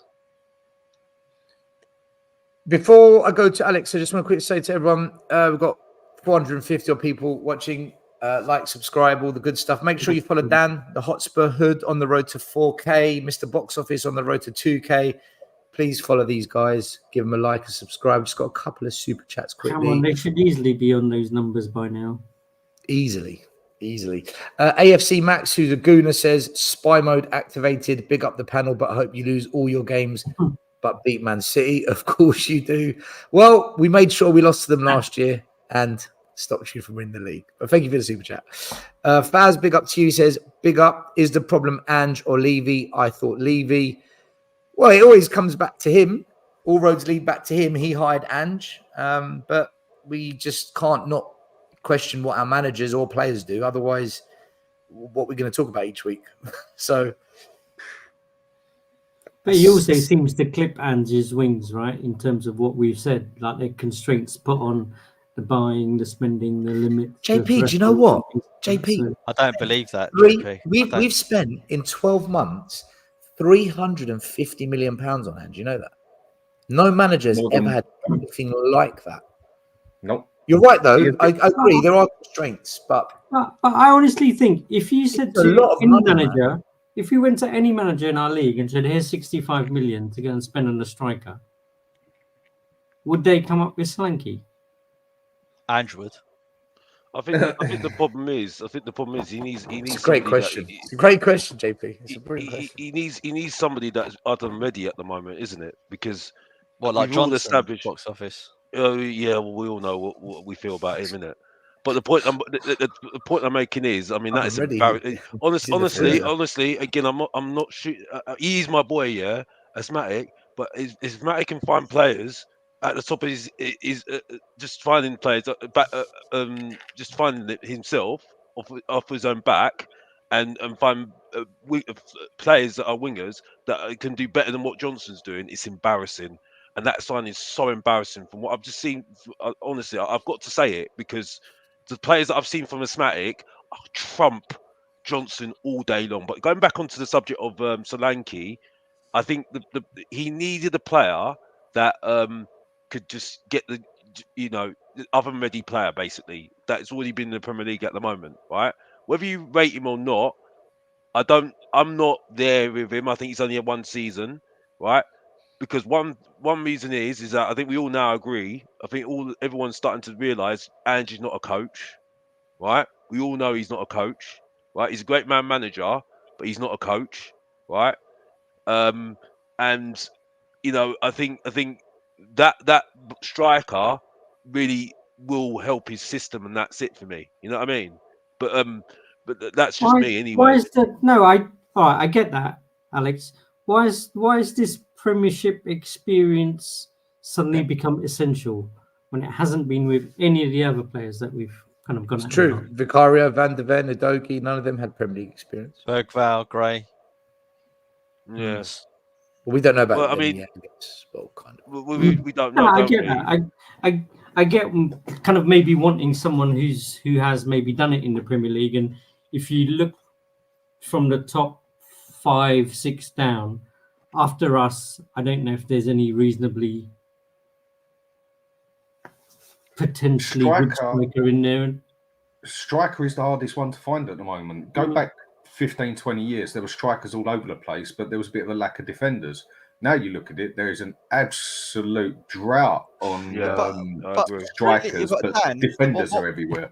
What I would counter that with is there are strikers out there, but we're just not willing to stump up the money. So, but strikers are significantly more. Like Solanke, he's probably that bit much more, because reasons being, we all know it's got the 20% England tax on it. That goes without saying. Then they know we're absolutely desperate for one. And there you go. There's an extra 40% on the price straight away. And his wages are low, though. His wages are low. But why don't we do this? There's a lack of strikers, and then there's, it all adds up. It adds up. But if all it takes is a little bit of what I would call common sense, right? Is you don't sign Werner, there's 180 grand that you're not paying, right? Straight away. You don't spunk £40 million on Gray, who's unproven, and let's be honest, isn't really an upgrade on anything we've really got, or we won't know that until we see him. But I think it's safe to say he's very young to expect upgrades on things, right?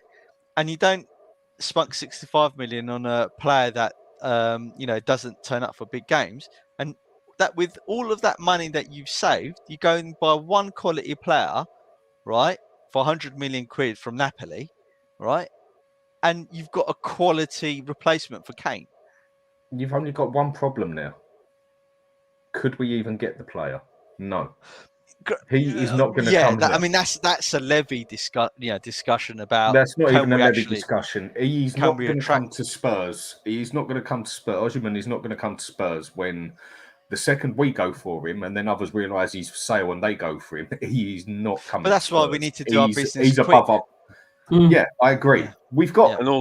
I agree with everything you said. It's just certain players, they're above our punch bag. Simple as that. Because we whether they want to come, they want to come to Tottenham as well. That's what I'm saying.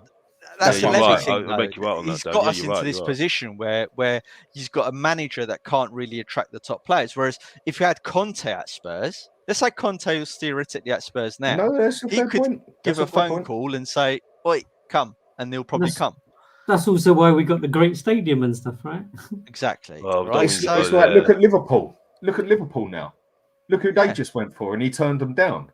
Now, if that would have been Klopp at the club and they went for him, would he have been turned down? That's a major blow for Liverpool. Because Klopp and Pep and managers like that, they've got that extra bit of pulling power on top of the club, isn't they? Is what you're saying.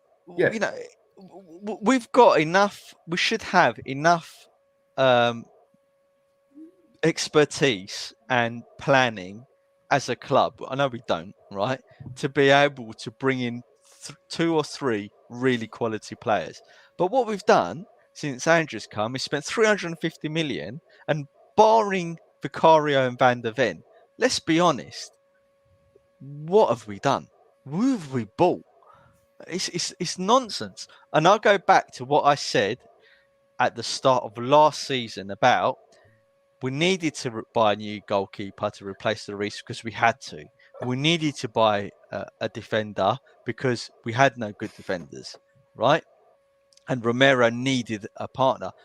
And we struck gold with Vicario and Van der Ven, almost, dare I say it, by luck, right? Because you don't know. They weren't even our first choice. They weren't even our first choice. Right? And Maddison was brought in to appease the fans because Kane left, right? I don't even think that those players were even down to Ange. I think they planned to go after those players even before Ange even came, right? I heard that Van der Ven is all Ange. We'll never know, but I don't think Ange has got a good eye for good players. I agree to with me, you.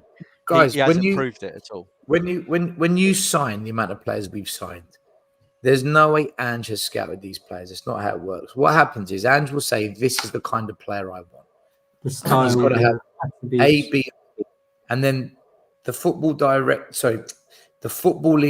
recruitment team, which will be Paratici, Lange, McKenzie, and so on, data analytics team. They will then go to the market and see. Come back with Timo Werner. Well, they'll basically, yeah. They'll look at what's out there within the parameters of wages, price, and what they'll do is they'll say roughly how much can we spend this summer. Let's say 150. If they plan to spend 40% of the budget on a striker, they know going into the window that 60% has to go on the other 3 or 4 players. So when they go for the right back, for example, they know that there's a budget there because otherwise the striker doesn't get signed. And this is how they operate. Yeah, what then happens is Ange is presented with some options. And then at that point, he gets involved and says, right, let's all decide who we're going to sign. This is what I say. But he doesn't sit there and say, I want this. This is how it's going to work. Maybe he does on 1 or 2 signings, but in general, it's a team collective. Yeah, of course, for me, right? But the difference is Maz, hold on, let me finish this bit. The problem with this is that the formula we follow comes from above because they set the criteria, the remit. But and granted, but this is where it all falls down because that's why Conte told everyone to screw themselves. Yeah, exactly. And Jose told everyone to go and fuck that's themselves. That's why Conte said, because they're showing them these players, and those two were like, "What the fuck are you bringing me here?" Right? Yeah, but yes. And even Poch was moaning about not having the furniture in the stadium. So don't call me manager, call me coach. Exactly. I'm the coach. Right? So, but Ange is the biggest yes man I've ever seen at Spurs. He's a big yes man. He's the biggest fucking yes man, right? And he he's accepting these crap players coming in. He drinks the Levy Kool-Aid, man. He's sipping on the Levy Kool-Aid. The Levy vaccine. The Levy vaccine. Do you know what the annoying thing is? With what you're saying there, you're so right on what you're saying. But the weird thing is about him, he's a very flip-flop personality as well. Because when it comes to out on the pitch and everything, he's like Alex. That, he's like Mr. Box Office. What? So we get the belt out as well. He's got the. When he goes and plays his style, it's my way or the highway. I ain't changing my position. I ain't changing nothing. And then when he goes and speaks to Levy, he might as well drop it and say what angle. He does. When it goes to behind the scenes and that, he just takes what he's given. Whereas on the pitch, he's very set. No, you do it my way. Whereas off the pitch, it's like, well, there's Timo Werner. Thank you. Okay. Whereas if that was Conte, what do you want me to do with that prick? And it just leave the player on the side. Same as Mourinho. What he did with Spence, didn't he? Do you know what I've noticed as well with Spurs? You know, once in a while you get like this video that goes on Twitter of Ange screaming at the players, forward, I want it forward. And everyone's, then all the journalists kind of wet their pants and all the Spurs fans go, you see, look, he's telling them go forward. He's telling them it's not Conte and Ange. Jose used to do that. They used to go nuts on the sideline. My problem with this is go forward. What if the option isn't there? What if it's not on because of the way we're set up or the movement of the players? We've been sussed out. I can't go forward. So then I've got to dribble. What if I'm not a dribbler? Because quite often I think there's movement that isn't available. So there's a pass that isn't available. So it's all good and well saying, like, if you watch Pep coach, Ajax used to do this when I spent a couple of weeks in the Ajax Academy, and they do the same thing. They go and stand with the player in midfield and they say, look, 1, 2, 3, I want 3 options. I don't want 2, I want 3. Why haven't you moved to give me the... They work on the movement of the players to give the options so that forward pass is often available. Are we doing that? I don't know. I don't know if we are or not. How often have I said to you, at the game, at the ground, if you look at some of the players, they almost hide behind the defenders. There's not much movement up front. And it's difficult, which is why a lot of times you see when it comes to, who is it from the back, Romero running out with the ball. He runs out to a certain point and he looks up and there's no one running. Or there's no forward ball, which he has to give it sideways and he has to give it backwards. And then everyone gets on their back. But there hasn't been enough movement up front for God knows how long. That plays such fluid football. That's down to coaching. Very stale. We seem to be very stale, isn't it? We're meant to be playing this fluid, attacking, fast football, and we're actually very slow, very sluggish. But it's very slow, though. Stale as anything, isn't it? Yeah. When we're actually meant to be the total opposite with Ange ball attacking fast football, isn't it? which really ain't. And that's one thing I noticed with some of the kids and some of the highlights I saw in this preseason. They seemed to play it one touch and they were passing it around quick. Do you know why, JP? Because the academy director spent 10 years at Man City. So he's been coached how to coach the movement. I don't know if Ange has. Do you know, when I first started coaching, all right, and the assessor came to do my evaluation, he pulled me to one side and he said, I've heard you shout out the word pass 15 times. I'm like, yeah. He goes, pass how? What type of pass? Long ball, short ball, medium? What part of the foot? Inside, outside, back heel? What does pass mean? Pass. Explain what pass you want. And when I see Ange go, forward, play it forward, part of me just wants to go to training sessions and see what's going on, because I get the feeling... them under 10s training still. That's what they do. It's true. They do.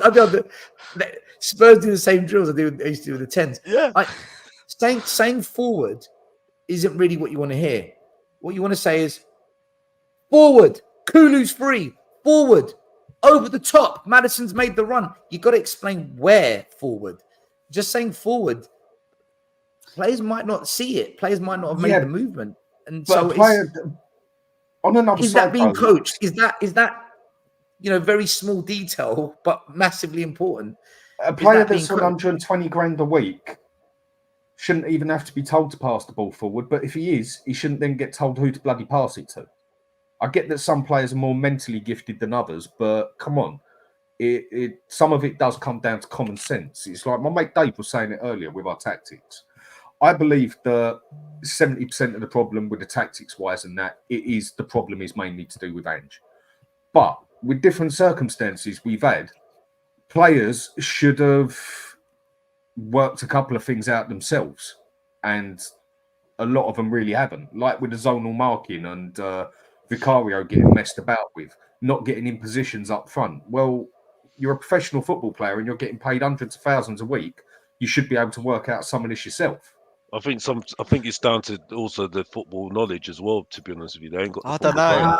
I'll tell you something that I noticed. Us as kids, us as kids, when we played football, to Dan's point, if we saw that someone was on the goalkeeper all the time, one of us would go and interrupt that. You'd go and stand in the middle. You'd go and push. But they're too nice. JP, they're too nice. They're too nice. I've come back to saying this again. I said this is why I wanted Ivan Toney, because we've got too many nice players at our club. Most of Yeah. them are too nice to each other, and they're too nice, and too nice to each other, and that's it. And that gives me a segue to what I was, because I wanted to go make my judgment on the defenders, and I will say this, right? I'll give it to Van der Ven, and I'll give it to Romero, right? And I'll give it to Poro. They had good seasons last season, yeah. Adoji, okay, but other than that, I'm worried. No, I'm Alex, you're worried. right. We've got no aggression bar one or two players. If they was to go out for a drink up in Newcastle, they'd probably go out after the pub and like get a skipping rope out and play outside. That is how they come across. Whereas if you go and take it with a couple of me and my mates and we'd have gone out for a drink, a skipping rope would have come out. But yeah, that's because you get tied to a lamppost and beat with it. It's or you get stripped down and someone puts a West Ham shirt on you or something. Whereas this lot, they do come across like the lot. They might as well get hula hoops out and everything and that as well. They're a bunch of nice. Can I ask a question here though? Are we more worried about the individual players because of their personalities and their lack of grit and guts? Because I think Romero's got abundance of it. Or are we more worried that the tactic is making them look bad? Well, look, if we had okay, a bit of both, but what is it more, the tactic or the individuals that's hurting us?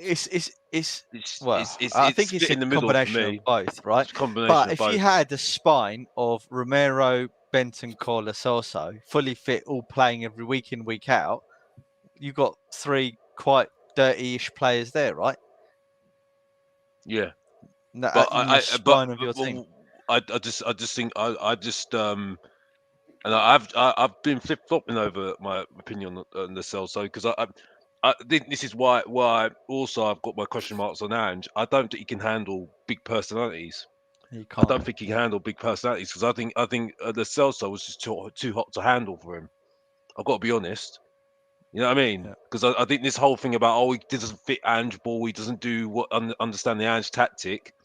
I think that guy's got a little bit more winning mentality than bloody Bissouma and others have got in our team all put together in that midfield, especially. I've got to be honest. Earlier in the show, Alex, I said that. I forgot my point now. Maz, whilst you think, I'll go into another point. Right, Maz, can I just answer something quickly here, and then I'll bring up your point. Ashley, you say that you lot don't have a clue, just agendas, and you then say, why didn't teams work out Spurs in the first 10 games? Because they needed to watch games to figure it out, mate. They hadn't seen us play before, bro. Straight after 10 games, it was. Oh my gosh, I've never heard such a silly statement. Bloody hell. So put that. You talk about clueless and agendas. I think you've shot yourself in the foot there. So, but anyway, I just wanted to bring it up, Maz. Back to you, Maz. So, in reference to Ange's naivety, right, and his tactics, in the past, we were blaming Conte for stopping Son from shooting outside the box. Right, and changing a few of the players in terms of how they played, how we set up goals and score goals in reference to counter-attacking football. Ange has come in, right, and Son has also stopped scoring those types of goals again. Albeit he has scored goals, right, and the only type of goal we can set up is the tap-ins. Literally, that is the only type of goal we can set up. So I don't even think really he knows how to get the teams being creative. Because Maz, you're spot on. And do you know where the evidence is to prove this? We don't penetrate the box. And do you know how I know we don't penetrate the box? How many penalties did we get last season? Exactly. Yeah, precisely. Right. And how many times? I think there was one cross I can remember where Sarr crossed it from the right hand side of the box, and we were praising Aston Villa. That's the Villa cross. Yeah, that's brilliant. Yeah, one cross in the whole season. I can only remember Porro scoring from outside the box. I don't remember anyone else really scoring from outside the box, right? And Johnson, the only types of goals he scored was tap-ins. The only types of goals Richarlison scored, apart from Everton, was tap-ins. The only types of goals Timo scored, he scored 2, didn't he? Was tap-ins. The only types of, I mean, there's a complete lack of creativity. There's a complete lack of autonomy with our forward players as well. It's not just the defensive ones; it's a complete forward lineup. They're almost scared to do anything to express themselves without doing Ange's tactics from the beginning. There were so many times last season that you'd just be screaming when you're just outside the box, right? Just have a go. Yeah, but that all seemed to stop. I mean, I think the main problem is the tactics, but there is parts where the players have got to take responsibility for some of it as well. But I'm still one to say that give Ange the best team on this planet. If he goes and uses those exact tactics, he will never, ever, ever win a league. Not a big league, not a significant league. Okay, he won it with Celtic. Yeah, the Scottish League is ranked lower than the American League, for God's sake. He will never ever win a league of significance, even with the best club in the universe, because he will just concede too many goals. Until he sorts out that, where he just has either one inverted wing back go forward and the other brings it to 3 at the back, sorts out the zonal marking. There's 2 little bits, and I think we've conceded 20 less Dan, goals. that's why, Dan, right? That this is where I differ with Sava, right? Because Sava's like, we've got to bring in a brilliant defensive midfielder. But unless he changes the way that the defenders invert, that Porro and Udogie invert, Sava does say that as well, Maz. Sava does say the inversion. He hates it. Yeah, he does. Say I know. But knowing Ange, he'll buy a good midfielder and not change his tactics. Do you see what I mean? He won't buy a 6. Yeah, or all I'm saying is, and Sava says it's one or the other, or ideally do both. But he says it's one or the other. Obviously the zonal marking goes without saying. The quicker he stops that and stops it properly, the better. Is he going to stop it? It didn't look like it in the friendlies. But if he goes and sorts that out, I think that's 10 less goals we concede. If he then goes and sorts it out, so just only one wing back goes forward and the other makes it 3 at the back, I think that's another, 6 to 8 goals. 10 goals. Mourinho did that. I'm pretty sure Mourinho did that. Yeah. He used to let what's his name? Chicken Royale go up that side and keep Reguilon on this side. And there's 15, 20 goals better off we are through two little changes, basically. I don't think just having one inverted going forward and covering the 10 is going to ruin his game that much. And with that, then you can add an extra 10 points plus onto us, which if he'd have done it, we would have got Champions League. I don't actually think the man's got much to do. I think it's just bloody common sense. And anyone can go and call us as much of an armchair manager as much as they bloody want. Well, if the manager can't work out this actual pure common sense that even a bloody 11-year-old could probably work out, then it doesn't show much for the future, does it? Dan, it's not armchair. It's what you say, Spawn. It's common sense. Teams that win league titles, they tend to have the best defense in the league, right? Or one of the best. If you look at last season, I think the best 2 defenses. Yeah. I think the best 2 defenses last year were Arsenal, Man City. Definitely Arsenal, and they came second. I think the year Liverpool won the league, they had the best defense. I think the year we came second with Poch, we had the best defense in Europe. If you can't defend, you're not finishing in first or second place. You must defend. I'm not worried about Spurs going forward. I think we've got enough tap-ins in us. We've got Son who will get us 15 to 20 goals a season. I think Spurs will get 60 to 70 goals. I'm not worried about I think the goals will come. They'll just be spread out by a lot of players. Hopefully, we don't get too many injuries to those players because then maybe that will stifle us. But defensively, Ange is all over the shop, man. He's all over the shop. Flying Solo made the best point of the night, I think. If you bring it up, Pat, that's it, right? That is why he will never win us anything, because we predicted it. We were like, if you put Ben Davies up against Saka, he's going to get rinsed. Yeah, we said it. What does he do? Chicken Royale against Salah. He's not Chicken Royale against Salah. What one was actually worse, Davis with Saka or Chicken Royale with Salah? Oh well, we wait, and we said, wait, no, it gets better. We said don't start them at Chelsea away against Cole Palmer. We did that one as well. You know, what baffles me, right? And his delusion. I know some of the viewers hate it when I say this, but Andrew's delusion almost sees no bounds. He spent the pre-season playing midfielders in defensive positions to then send the actual players that are defenders out on loan. And what is that going to prove for the rest of the season? That Skip can play centre back and Archie Gray can play right back or centre back, and Spence can play left back and not pass to Vicario very well and let goals in. I mean, what is all of this proved? Nothing. Vicario can be a striker. He just won't be bloody good at it. One thing I will say, same as Skip as a centre back. Sorry, one second. One second, Alex. Sorry. Ashley, you're having a nightmare here. Son scored 2 goals at the Emirates. What are you on about? And we didn't lose to you at our ground because Son missed chances. There was 1 or 2 refereeing decisions, which, and I'm not one to depend on the referee, that we should have been given a penalty minimum.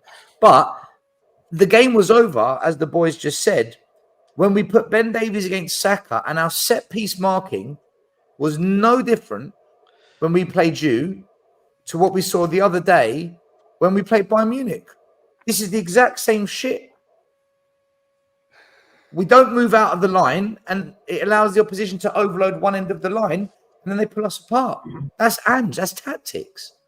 The only thing I would defend, blaming Son, our top scorer, is absolutely ludicrous. I don't understand that, to be honest with you, why he's saying that. This Ashley guy's all over the shop. But I just want to say something, right? I didn't see that many improvements that much in pre-season. Right? To be honest, I haven't been that interested. If I'm really honest, I haven't watched the full games. I've only seen highlights and stuff because I'm kind of seeing the same things I've seen before. That's why I'm kind of calm about it anymore now. I've had enough of talking about Tottenham. But my point is, I think there's the second half in Bayern Munich, the last pre-season game. When you look at the average positions, it was something that I saw yesterday on the Smatitso yesterday, right?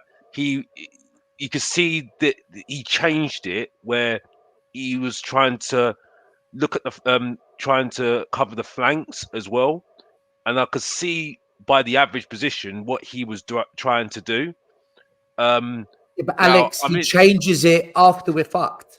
I get where you're coming from there. This is the thing. This is why I'm a bit. He's reacting. You know what I feel about Ange anyway. On the back foot.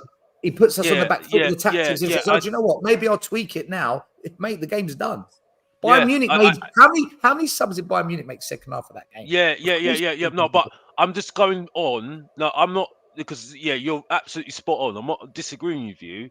It's just that the average position at the start of the first half, we could see why we were struggling. It was so narrow, it was unbelievable, and you can see why Maddison can't be effective when he's got so many players around him. You know what I mean? And there's no space. You know what I mean? It's just so chaotic, which is what Ange's. That's what I don't like the football. I don't get it. It's not great football to me. You know what I mean? I agree, Alex. But when you see the average positions in the second half, now I could get on board with that a little bit. It's just his tactic of playing this, and it's for me. I think it's hurting us so much. We haven't got a dribbler, winger, right? I think we haven't got a dribbler, because that can really be effective in our team at the moment, because I just think it's just too much. Alex, how does that stop us conceding the goals we score, though? I get what you're saying. We do need I'm dribbler. I'm not even getting into that. No, but because you're talking about defending. This is my gripe. Don't even get me started with the defense is, honestly, like, we are in trouble. We are in massive trouble, right? Because as people keep on saying, we keep on losing the ball, making mistakes. We will lose the ball because this system is intentionally for us to take risks. So when we're taking risks, we will lose the ball. we will lose the take ball. more risks in front of our own bloody goal than their I goal. know, for I know. God's We will lose the ball, and then we will lose goals. And this is the thing. And this is the thing. And when you've got only one player at the moment, or two players, if we want to go there, that I've got, Solanke, we have to see how it goes, and Son that has got credit in the bank, but and that's it.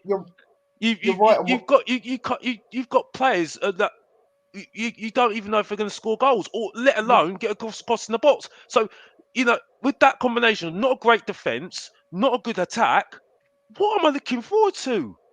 You're right What on am what I you're looking saying forward as well. to? Anyone who can dribble the ball. I mean, the closest Here we we got are, to mate. a dribbler, Yeah. the closest we got to a dribbler is probably Bissouma on TikTok at the moment, and that's about it. Dad's on fire tonight. He's like, That's about the only thing he's like, Oh no, it's bad. It is bad. I'm just explaining it. It's just I just for me, like I said, I'll go back to what I said before, and again I'm repeating myself again. Honestly, I'm gonna do. I'm gonna have to consider doing other teams, because I'm just gonna be saying the same thing this season. Honestly, because I'm at that point now. Maybe because I've come back from Jamaica. You know what I mean? Some great beaches and great ladies, and that. No offense, women. oh yeah, No oh offense. yeah. No offense, but you know what I mean, and great Jamaican music. But the point is, that I just can't get excited when Solanke is holding up the ball to what we've got, and they're not even clinical. You know what I mean? It's just like it just looks like to me we're just gonna have players that are scared, that are just gonna be doing passing it, backwards, forwards, sideways passes, and that's it. Until someone puts their foot on the ball and say, "No, I'm going to take it on," and then do something about it. But we've got nobody in our team to do that. That's what Ange wants Sorry. to. Well, that's why I don't like him. I don't like him. That's what we were saying earlier about wanting to keep the ball, and if we keep the ball, the other team can't impact us. With what this fella Daniel just said, I agree with what he's saying.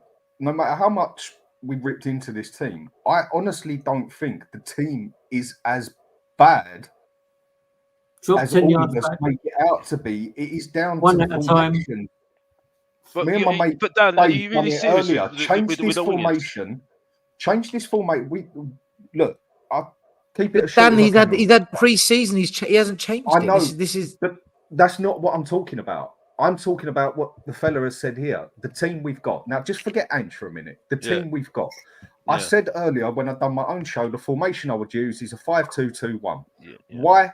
Because I'd use my overlapping wing backs, my defence that I've got, and then I'd have one central midfield to stay in the middle, stay there, or come back as a DM when needed. The other to do is box to box. Then I've got the two in front of him, which would be Kulusevski and Maddison, and then the striker up there, and then use it like that. Now you're using all of those players to their top, to what they can do, to what they're good at.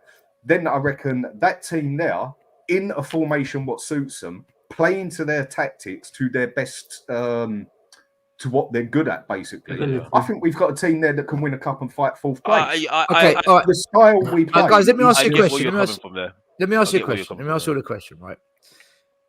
Do any of you here feel Ange is going to change it? If we go into a run where it's not working, is he going to change it? No. He's too stubborn. Well, is he too stubborn, or is it just... This is my other question, yeah? Is it that he's that stubborn? Is it that he's that naive? Or is it that he just really doesn't know any other way? Whereas with Conte, he's stubborn. He blatantly knows other ways, but I'm doing it my way. Whereas Ange, I really don't know if he actually knows how to do any other way of football. I kind of think he wants to do it that way, Dan. I think he wants to be a Pep, and he wants to be a Conte, and he wants to be this is my style, and I'll play with the players I got in this style and drill it into them, and that's what we're going to do, because that will win something. I truly think that he believes that, and that's how he's going to play. And maybe his plans in his mind or his dreams or whatever is that at some point he'll get the players that can fit into that formation, and unicorns will start flying, right? But What with the Dragons as well? But until that, I think he's fixed in his way of this is my style and this is how we're going to play. I mean, even with the way he plays, I think I just got this weird feeling we have got the capability of winning a League Cup or even going for the Europa Cup, because you can get a cup with Dan, I majority of think luck. we're being delusional, mate. Honestly, I'm sorry. No, what I'm saying is you can get a cup with a significant amount of it being luck with one or two good games. I mean, look how England got to the bloody final, for God's sake, yeah? With a league, that's different. That's 38 games. You are not winning a league through luck, not at all. But you can actually be lucky and win a cup. I agree I with think you. that team is capable.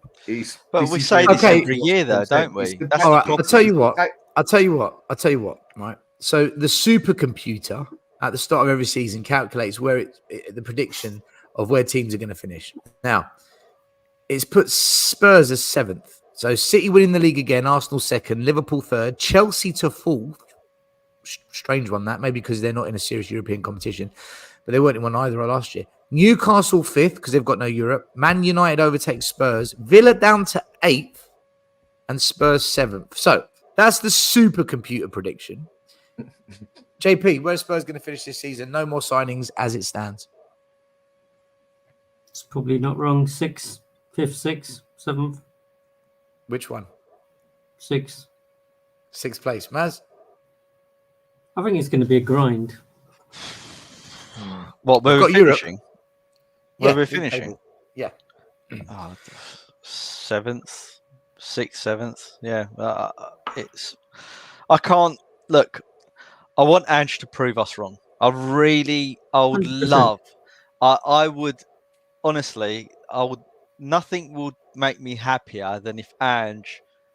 We hit the ground running. We go on this brilliant run. We're really consistent. You know, he just proves all of us wrong, right? Because I think if he does that, then I think he'll even change our minds. You know, from thinking, okay, at least we know what the manager knows what he's doing, and he's proving us wrong, right? Then it gives us a reason to be excited about the decisions he's making. However, the likelihood is that we're absolutely spot on with our assessment of him, and I think he's not going to survive until if he makes it till January and he's still here, then I'll be gobsmacked. But we'll finish 7th, and probably it will be Ryan Mason finishing the end of next season for us. Okay, 7th as well. Alex, where is Spurs going to finish? 6th. Because I think the Premier League's become. I think the Premier League, other than a couple of teams now, is the teams are kind of below that. More of the same. I think you don't know which one you're going to get out of them. You know what I mean?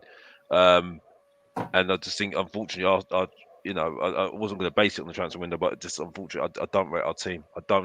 I think, Dan, you're absolutely spot on what you say. But if he plays, I think you've said this before anyway. You said this before on your channel as well, which I've given you credit for. You say if he played to the strengths and play the 5 at the back with the wing backs and the 3 at the back, and doing more Conte style maybe, I think you could get, at least get a cup run definitely, but not right now. No, I think it's just because of the quality of the Premier League. We get 6th. If it was a better Premier League, we would be 10th, 8th at best. I think that's it for me. Because we can beat the bottom teams. We can beat those bottom teams. Sorry if I'm going a little waffling on. No, that's fine. That's fine. So we've got 6th, 7th, 8th. Before I come to Dan, Gumby, just to answer your question, because it's an interesting one. Can you tell me why Arsenal fans were more patient with Arteta than we are with Ange, even though they are more? This have is more such a recent history winning? simple. This is such a simple answer. Why? It's such a simple answer. Why? Do you want to answer it then? It's quite simple. Arsenal's board stuck with Arteta through bad times. When Arsenal fans were saying Arteta out, they completely ignored them. Yes, you can say it was lockdown, but they'd hold their nerve with him. They hold their nerve with him. Then look what happened after it, and then Arsenal fans became on board. You get what Arsenal I'm fans were saying? just like us, weren't they, Alex? They wanted him out. Exactly. They wanted How him can you gone. ask that If it question wasn't- when you should know this already? If It's it a wasn't for stupid COVID, question. right? If it wasn't for COVID and having no fans in the stadium, it probably would have been worse. Could have been, yeah. In But they terms of- hold their nerve. I think Arteta got lucky. If that stadium was full, he was done, man. Yeah. They turned hard. We haven't turned on Ange. We're questioning tactics.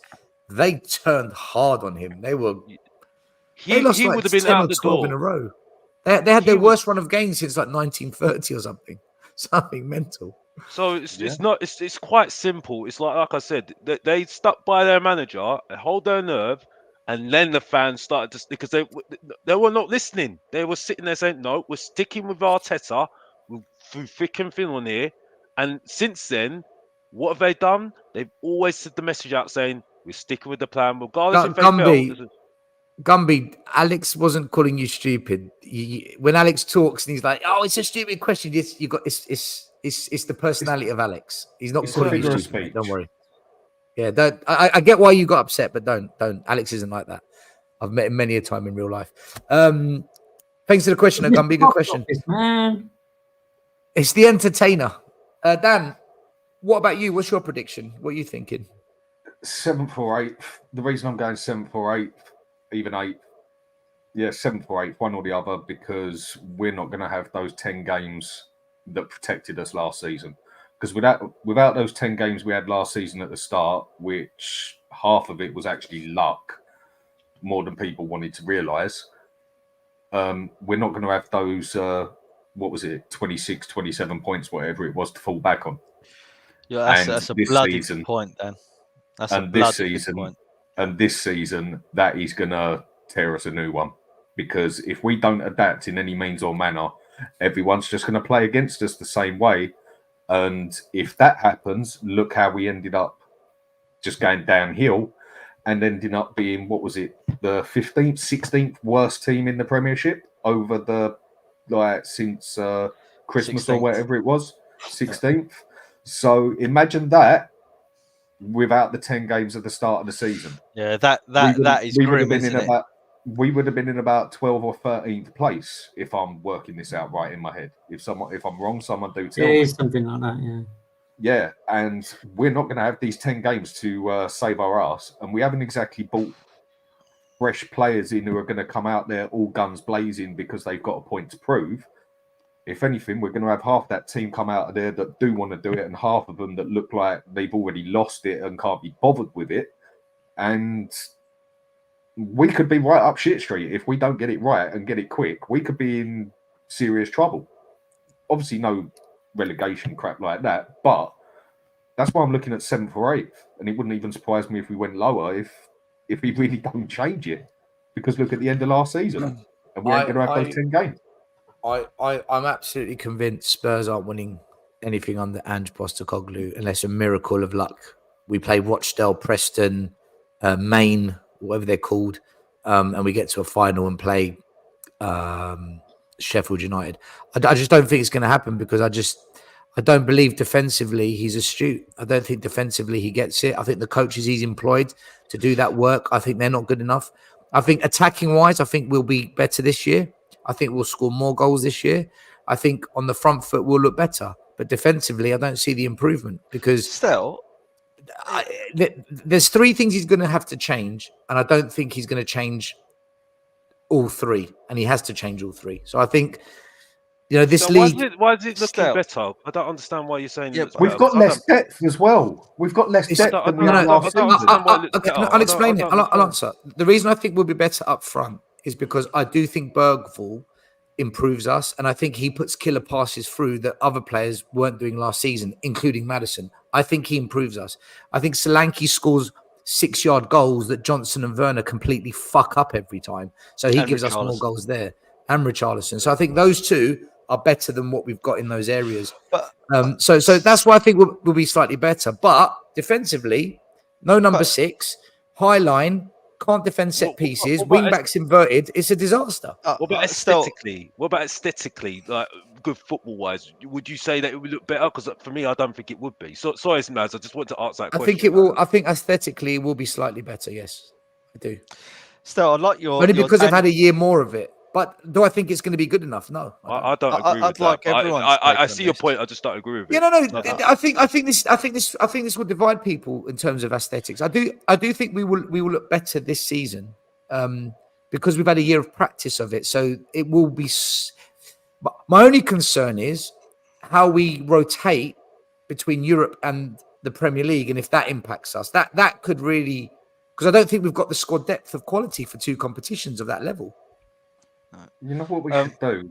We should just totally. Do you know what? If he just sort of blew the league out and blew the two cups out and just went all guns blazing for the Europa, I wouldn't actually blame him, because I think that I is don't the think one we've where got we the quality, Dan. Though to once we get to the quarters and stuff, Yeah, and we don't start have the playing quality. I don't think We we've got don't. the quality to do that. As soon as we play Atalanta, as soon as we play they're in an Atletico Champions Madrid or a Seville, Man United. If we play Man United, over two legs, Ten Hag will do us. He'll do us, man. Look, what I don't get with Ange, and Fair I'd love point. everyone's Yeah. opinion on this, right? Yeah. I'd like everyone's opinion on this. Is what was the reason to give all of the young lads a run out during the pre-season, play midfielders in wrong positions and other players in wrong positions, hardly see our first 11 really in action for the whole of pre-season, to then either sell the players that played, right, or loan them out? How is that a strategy to set us up for the season ahead? Maz, what was I saying throughout all of pre-season, every show? What did I keep? What's the one thing I kept saying every single week, non-stop? Why is Royale playing? Every week I said the same thing, right? These kids aren't playing for Spurs next season. I know. And I kept telling everyone, I've spoken to the club But about it. And everyone, what's- not us here, so many people ignored me and called me a hater. And then now you're seeing Phillips on loan, Scarlett on loan, Lancashire on loan, this one sold, this one not getting a contract, this one's gone to Italy. I know your said this opinion, was all going to happen. I know your told opinion, people. Still, but I'd like to know Dan's and Alex's and JP's opinion on this, because Yeah, fair play. I was watching those preseason friendlies, and I'm thinking I'm not learning anything from this apart from the fact that Andrew is tactically inept, and teams like Hearts that could have scored 4 past us in the first 25 minutes didn't, because they're rubbish. It could have been embarrassing for us. And QPR, a championship side, right? I don't want to say outplayed us, but practically, they may as well outplayed us in certain moments of the games and caused us a lot more problems. So what do we learn from this? By the way, just an update on something, just quickly, just segue on something. Bob for Man City has just fractured a leg, so I think he's a winger, isn't he? For Man City, Yeah, isn't he's he? a young player. he's a young kid who came Young on. kid. played a So few games that last would say to me, Man City might be. There's rumours about them looking at Eze. I think they're going to start looking at that right now, because I just wanted to just put that out there, by the way. Well, anyway, so that's my question: is what do we think Andrew was trying to do during pre-season Well, I with don't all even of know the if young? he's gonna be on our radar still. I honestly, I don't understand why he kept on playing Emerson. That was winding me up so much, man. I've got to be honest. That was the one that I just didn't get it. I didn't get it. And then the thing is though, he's kind of digging the hole for himself. The whole thing about Phillips, because I swear that's the sign he accepted as well, and he just keeps on shipping it off on loan. You know what I mean? I don't know where this kid's going to get a chance, to be honest with you. So he obviously is not good enough. And I think the only youngsters that are going to get a chance are Berval and Archie Gray and Mikey Moore, because Mikey Moore's too young to go on loan. Mikey Moore's not going to get hardly any game time this season. He's not. So it's like, the thing is, I just think, like I said at the beginning of when I came on, I think we've blown our load too early on these young players. I think we've blown our load too early, way too early. But that's just typical Tottenham fans. You know what I mean? But then in saying that, in fairness to Tottenham fans, even the I rivals think that's are everyone's doing it as hope, well. right? The rivals are doing it as well, which I think is just it's not helping us at all, isn't it? Let's be honest. You know what I mean? But for me, I just think I think the thing that should be more focused on is trying to do different ways of playing. I think you know what I mean in the system, but I think what's ended up being the preseason is making our original first team. You know the first team who are from last season look really show how bad they've regressed, and the youngsters are actually looking better than what our a proper First first team team is is looking. like, Yeah, yeah. and that's what's is showing at the moment, which leads me to say at the moment it's very concerning when you've got, and also shows as well when you've got young jubilant with the youngsters that have gone through this with what Stelios says with with the youth director who's done it at Man City. Simon They've Davies. got the Simon Davis. He's got the energy. You know, they've got the energy to carry out the philosophy of Postecoglou, Because and they've they've been got used to playing it week in, used week to out playing just it and recently. also doing it. But it's a hard slog doing that.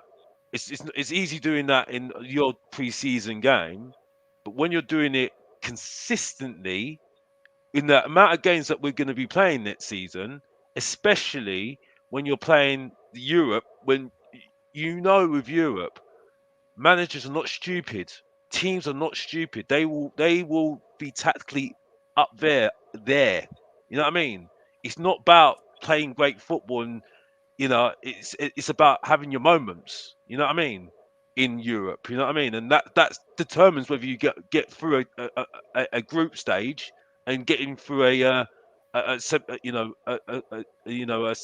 The final or semi or you know semis or a whatever. quarters. Yeah, that determines it. You know what I mean? Mm. So I think again, I think listen. You know my thoughts on Ange. I don't rate him. I'm really not there with him. I don't like.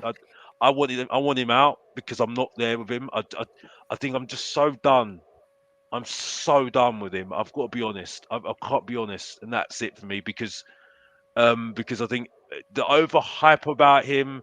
When you say something about him, you get all this negativity, and you don't get any football opinion. And I'm not having to go at the people that I know, and you know who I'm talking about. It's one person that I know that loved him, and he's been absolutely fantastic with me, right? And I feel sorry for that guy, right?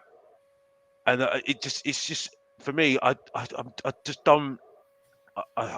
He's got a lot to get me on board now, to be honest with you. And I really do feel he will not survive. He will not survive for me.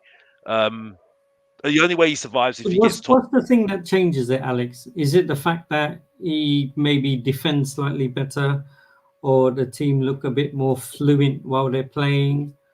The style of football? Can I be honest, JP? I've got no idea at the moment because I'm so not liking him at the moment. I'm not there anymore with him because I just think it's just got too much. It's just got too much for me. I've just fed up with him now, right? And I've blamed some of the fan base for it that didn't know him from the very get go. I'm not blaming someone like that I know already that he was absolutely fantastic with me, right?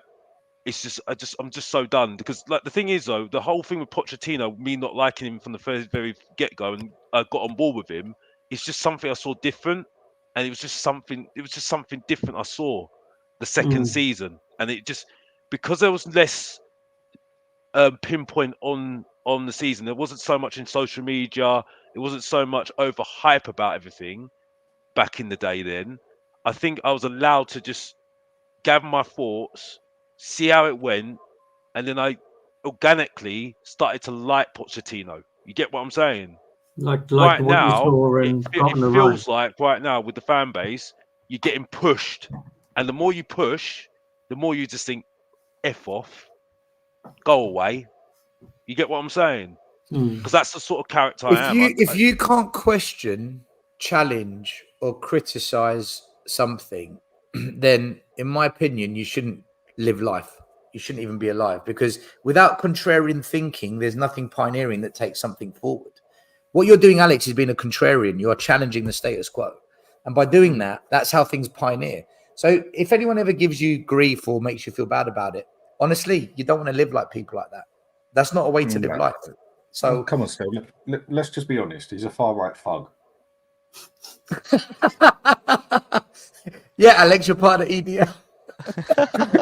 He doesn't mean that, but by the way, let's be careful here, because we know what's going on in the world right now. I love you, Dan. We'll probably get banned. That's why he said it. That's why he said it. You have to be very careful here. You're not allowed to talk, mate. If you say that as a Spurs supporter, you're a negative far right. Yeah. I get what you're saying. I get what you're saying, but it's very sensitive at the moment. If that situation. Let's be honest. Daniel Levy was Keir Starmer, I'd be in prison for 25 years for my tweets. You know what I mean?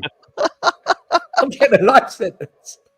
Let's keep on football, because I don't want to go down that anyway, because you can't go that way. You can't go that one. I don't want to go down that one. In the comments was begging us to talk about Romero, Van der Ven, and Udogie not playing in the pre-season. Well, look, the reason why they didn't play is Udogie was injured, and Van der Ven and Romero on their holidays.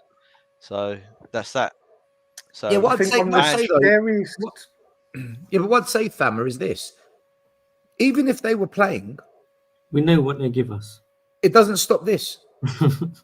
This isn't to do with who's on the pitch. This is how we are set up for set pieces. It doesn't stop an overload on one end of the zonal line, and when the movement of our players, got 3 at the back there, isn't he? And JP, and look at the line. It's split. Our white line split because you've got players outnumbered. They don't know who to mark, so we get split, and then 2 creeping at the back post. That happened all of last season. Arsenal did it once again. Chelsea did one it ball over the top, right? You could put Romero, you could put Van der Ven in those positions. They were there against Arsenal, both of them, and they were both there against Chelsea. And what happened? We still conceded. So not having Romero and Van der Ven doesn't change how exposed we are to the tactic. The only difference is Van der Ven saves us half the time on the recovery runs. He saves us half the time, you could say, but doesn't change how exposed we are. Still, what sits. Huh? You go on, Dan. Right. The other scariest bit on a show I'd done earlier with my mate Dave, he pulled up a sheet on there, put it on there. I tried sending it to you on your WhatsApp, but for some reason it just the picture just don't come up properly. But to cut a long story short, he basically sorted out the whole team of what would be the first team and then put it in green, yellow, and red. Basically, green, who's ready for the first team, who should have it, yellow, ifs or buts, and red, who just shouldn't even be at the club. And out of the whole lot that we went through, there was only one player in that team, one player who had another green player behind him who genuinely covered that position. Dragusin with Romero. Apart from that, there is not one player in that team that naturally would get in the green as such, if you can picture what I'm saying, that could cover that cover that player. I mean, take it with Solanke up front, for instance, yeah? And you put him as a green because he starts there. He's the best striker we got. Richarlison ain't going to be a green next to him. He's going to be a yellow. Not quite a red, but he's going to be a yellow. Go and take Van der Ven, for instance. He's obviously the green. What have we got behind him? We haven't even got a yellow behind him. As all we've got is a bloody red behind him, and that's Ben Davis. Do you get what I'm saying? How he's put this sheet out? If I could bring it up on it, I would. Yeah, no, I get it. Come through. Yeah. And out of everything he went through on there, because he's pretty good at. But it's typical Spurs, Dan, though, isn't it? It's one like place we are truly covered. One place. Even on goalkeepers, we haven't even got a yellow. We've got all reds behind us. That was Poch's downfall, wasn't it? He had a great first 11, but you bring in, the squad into it, and we fall down, don't we? And he liked to have a small squad, though, didn't he, Poch? But I think he had some better cover than what we got now. Did he like it, or was he constrained, man? I thought that's such a difficult one, isn't it? I do think you're right, though. I do think we probably had actually better backups. And Alex's favourite word, better backups than what we've got now under Poch. To be fair, in certain areas. Like at one point when we had Rose and Walker, we had Trippier and a younger Ben Davies, right? As the left and right backs, and that was not a bad place to be. To be fair, that was a very good place to be. Do you know? Someone said to me the other day, "What's your problem?" Ange is clearing out the deadwood, and I said, "Yeah, but he's replacing it with more deadwood, fresh deadwood." Well, as the time goes on, every year we need to get rid of 12 players every year. But how? If we get rid of 10 every year, why do we need to replace another 12 every year? Because we don't buy right in the first place. Do you remember we signed Chicken Royale? And we were saying, like, who is this guy? What kind of player is this? And then the fan base was saying to us, "Oh, you're never happy. You can never be satisfied. We've hijacked him. He's coming from Barcelona. He's Barcelona trained." 3 years later, those same fans, "Get him out my club. He's useless." Hold on, we got rinsed 3 years ago when we asked the question. But that's what happens at Spurs. All I would say is we have to back every transfer because they all work out, don't they? Every signing a club makes at Spurs is brilliant. That's why we never need to sell any. All I will say is this, yeah. All I will say is this. I said this yesterday on the show yeah. As soon as Tottenham lose against Leicester, right, see how quick we get a right winger in after that. Yeah, so because like you watch, yeah, because they're all saying that they're going to get a right winger, which we're not going to get a right. We'll get a bang average right winger right now. I'll tell you why he won't get a right winger, because I think that if he gets a right winger in, he's basically saying to Johnson, "You failed, and I'm dropping you." And I don't think Johnson's Ange's boy. Yeah, but Johnson's Ange's boy. You know, he's his little love child, and he won't drop him. Okay, well, if he does do that, get I don't want Ange in, because if you think that's a good right winger, I don't want doing both. You and me both. Listen, guys, very quickly before we wrap it up, I do want to talk about, because it's coming to 3 hours, and I've got to shoot. But I want to very quickly talk about Leicester. Does anyone expect an upset here? Does anyone think we're not going to win this? Does anyone think actually we might end up drawing? Or I think it's going to be a draw. Really? 2-2 for me. Yeah, 2-2. Yep. Well, they've sold their best. They've sold their best player, haven't they? They sold their best player. I'm sure they did. I forgot his name. And they've got a couple of players. Hold on, I made a list earlier. They've Mavididi and Fatwu. They're quite good. I mean, other than that, they've got a different manager now, haven't they? They've got who's his name now? They've got Cooper, the ex-Forest guy. Cooper. So they haven't got. I'll tell you, in the first 10 minutes. I think we. If in the first 10 minutes they put a ball over the top. What's the chances of Van der Ven getting injured? That's like the white flag, isn't it? That's like the white surrender flag, that isn't it? As soon as you see the ball. I don't think Jamie Vardy's fit as well, so that that's a threat that we don't have to worry about as well, isn't it? Yeah, because he would have caused problems. He would have caused problems.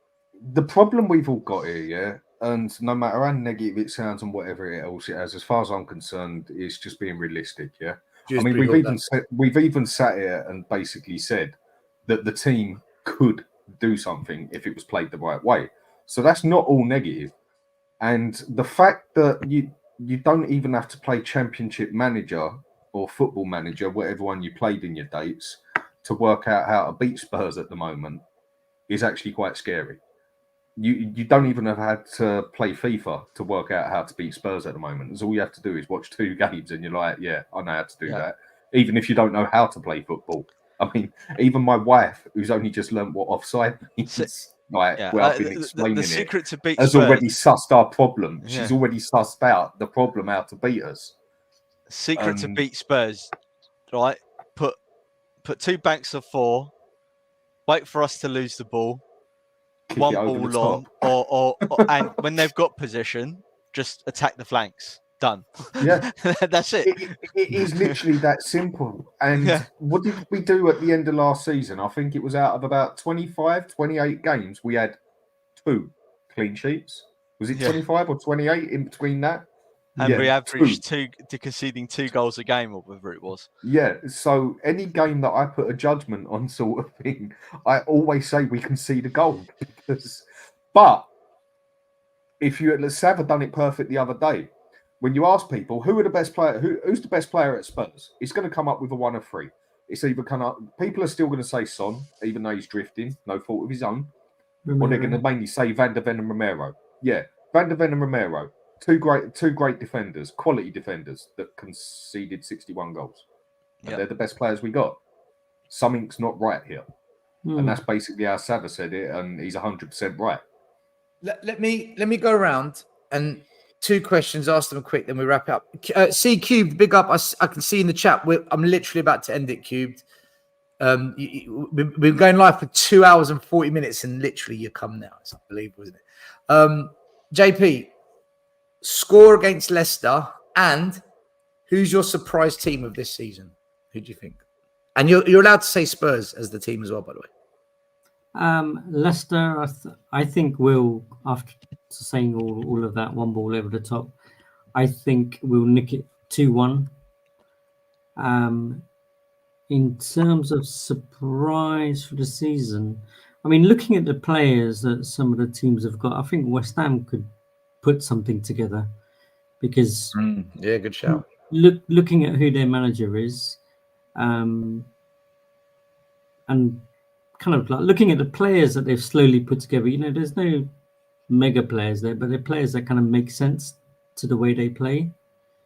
So I think they could be quietly up there. I mean, not obviously top 4 or anything. I think kind of like they'll push the top 6 probably. And then I was impressed by the way Palace finished, because I like that Glasner. So there's something to be said about that, because he should have money now. I'm not sure kind of like who they've bought, to be fair, but West Ham Palace for me. All right, so West Ham Palace, and you've gone for a 2-1 Spurs win. Maz? I think it's going to be a Desmond, so 2-2. And I think we need to watch out for Liverpool this season. I don't think they're going to win it, but I think Slot, from what I've seen so far, is looking mustard. Their fans are going crazy. There's no signings. They haven't bought anyone, have they? Yeah, they're my mate Mike's going off his head about it. But but regardless of them not signing anyone, they've still got a good squad and a good team. So still significantly better than ours. Yeah. To map it in the chat, mate, just go watch another channel, man. You hate everything we post, you hate what we say, yet you come here all the time. I appreciate you being here because you help the channel grow, but don't live with so much depression and hate in you that you listen to things that you hate. Go and surround yourself with happiness and flowers. Help me to help you. Go watch another channel. It's where you belong. Go join the brainwashing crew. Alex, Mr. Box Office, score prediction against Leicester City, and who's your surprise package? 3-2 Spurs. I think we'll get through, and I agree with JP. Maybe West Ham, just on the signings, but other than that, I can't really tell who's going to be surprising. But the West Ham signings were really, really impressive, to be honest with you. That's just my take. To Debo is a signing we should be getting. It's embarrassing. Yeah, that.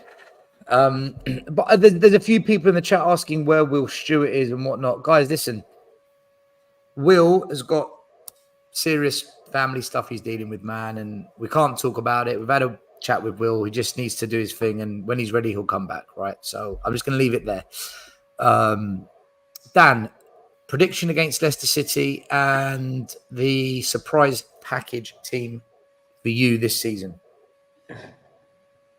I'm going to go 2-2 with Leicester, because we can't, like you said, we can score, but we can't keep a clean sheet come love nor money. And I think on the first couple of games of the season, you've actually got to watch out for the promoted teams, because that's when they come in with their shoulders up high. And then after they've been smashed up a few times around about the 8th game, that is when you see them usually go downhill. And yeah, I see it 2-2 with Leicester. And do you know what? Yeah, I'm agreeing. I think you're really going to have to watch West Ham this season. I think they are going to be a proper pain in the arse, basically. I think you're going to see them have a pretty good season and go on a serious cup run. I think they've got a squad that can actually do it, a squad that is going to work with what they've got. Yeah, I think West Ham are going to be a proper pain this season. And also, I think you're going to have to keep an eye on Palace if they don't lose Eze. Yeah. Quick super chat from Sava, Football Heritage TV. Help me. Sava, we can't even help ourselves, but we'll try. I just watched a YouTube video that asked 4 Spurs content creators where we will finish. Their answers: 3rd, 4th, 3rd, and 4th. Fuck my life.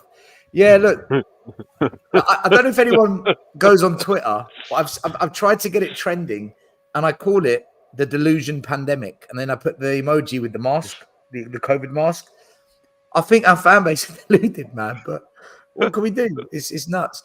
I'm just laughing. I'm just laughing at it.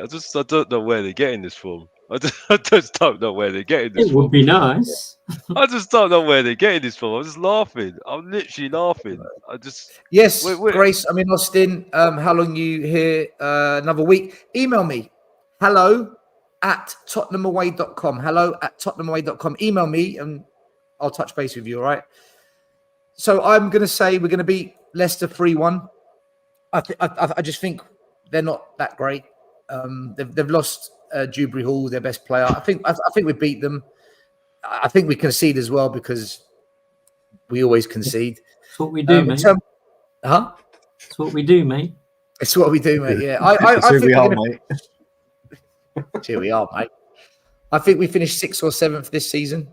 I don't know which one. It's the same shit to me. And surprise package. I think Crystal Palace. I think Glasner knows how to set up a team. He's good. I'm going to go Palace. Let's see what happens. But anyway, if they don't lose Eze.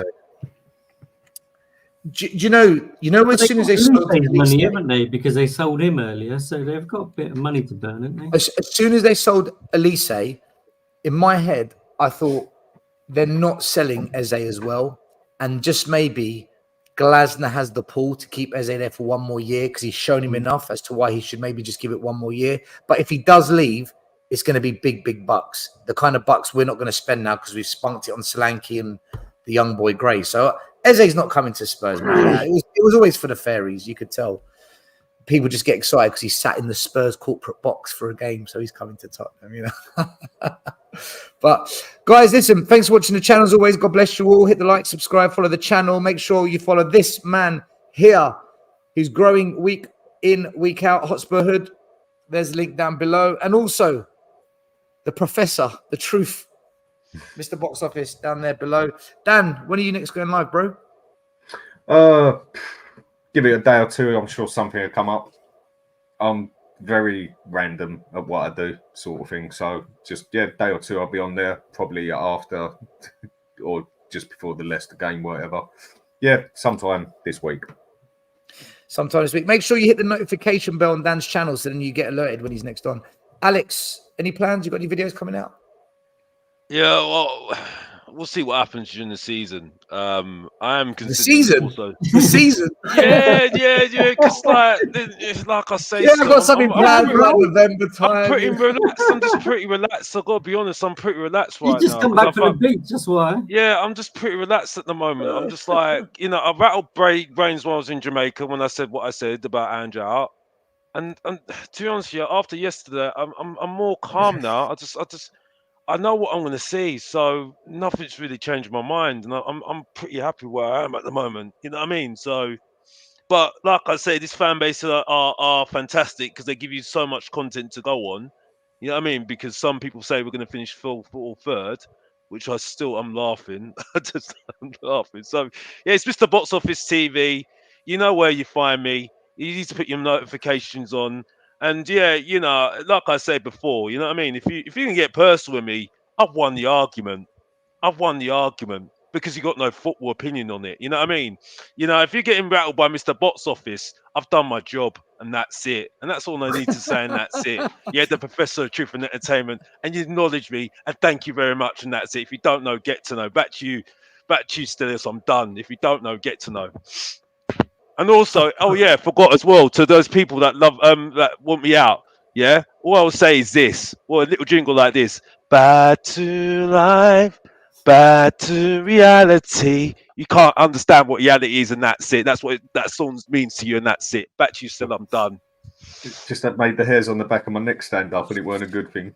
Like, it's like proper reality TV, isn't it? It's like really Jazzy. It's jazzy, man. Lord. Good voice, Alex, by the way. You got a good voice.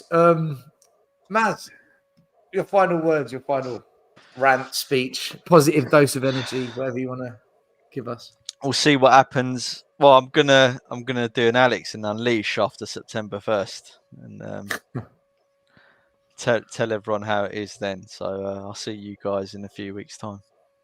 Shocking. See you in a few weeks' time. JP. What? Your final. I'm joking. I'm going off on a road trip tomorrow, so that should be fun. Where are you going? I'm driving up to Scotland. Hopefully today. Hey, go find all the Ange lovers. Isle of Skye. As far as we can. But no, it should be. Looking forward to the season starting. I think kind of like as much as like I love having a moan and a whinge and stuff like that, I do miss football. Plus, it gives us the opportunity to have some more content, right? So come on, the season, come on, Tottenham, do your best. Give do us your more best, content. Tottenham. Big thank you to big upon. That's Rich on for your super chat today. AFC Max, Faz, and Sava. Big up to all of you guys, everyone in the chat as well. Thank you so much. I think the comment of the day has to go to this guy. I saved it as soon as I saw it. Richarlison's second touch is a tackle. Fucking brilliant. It's true, isn't it? It's true. That's It's true, Mate, isn't it? That's the thing. is- That's what does it. It's true. It's That just is true. stand-up comedy right there at its best because it's true. We are live tomorrow with. That's the mic drop. We're live tomorrow with Mari. North London is ours. He's doing a pre-season special. Check that one out. And then next Monday, we're not live again because Spurs are playing. So what we're doing is the Monday show will be on Tuesday night, and it'll be a live show on the game, Leicester v Spurs. All right. So check that one out. Dan, Alex, Maz, JP, big up, guys. Much love to everyone. It is. And come on, you Spurs. The first game we look for, Robbie. Tottenham away. When we got Tottenham away. Tottenham away. When we got Tottenham away.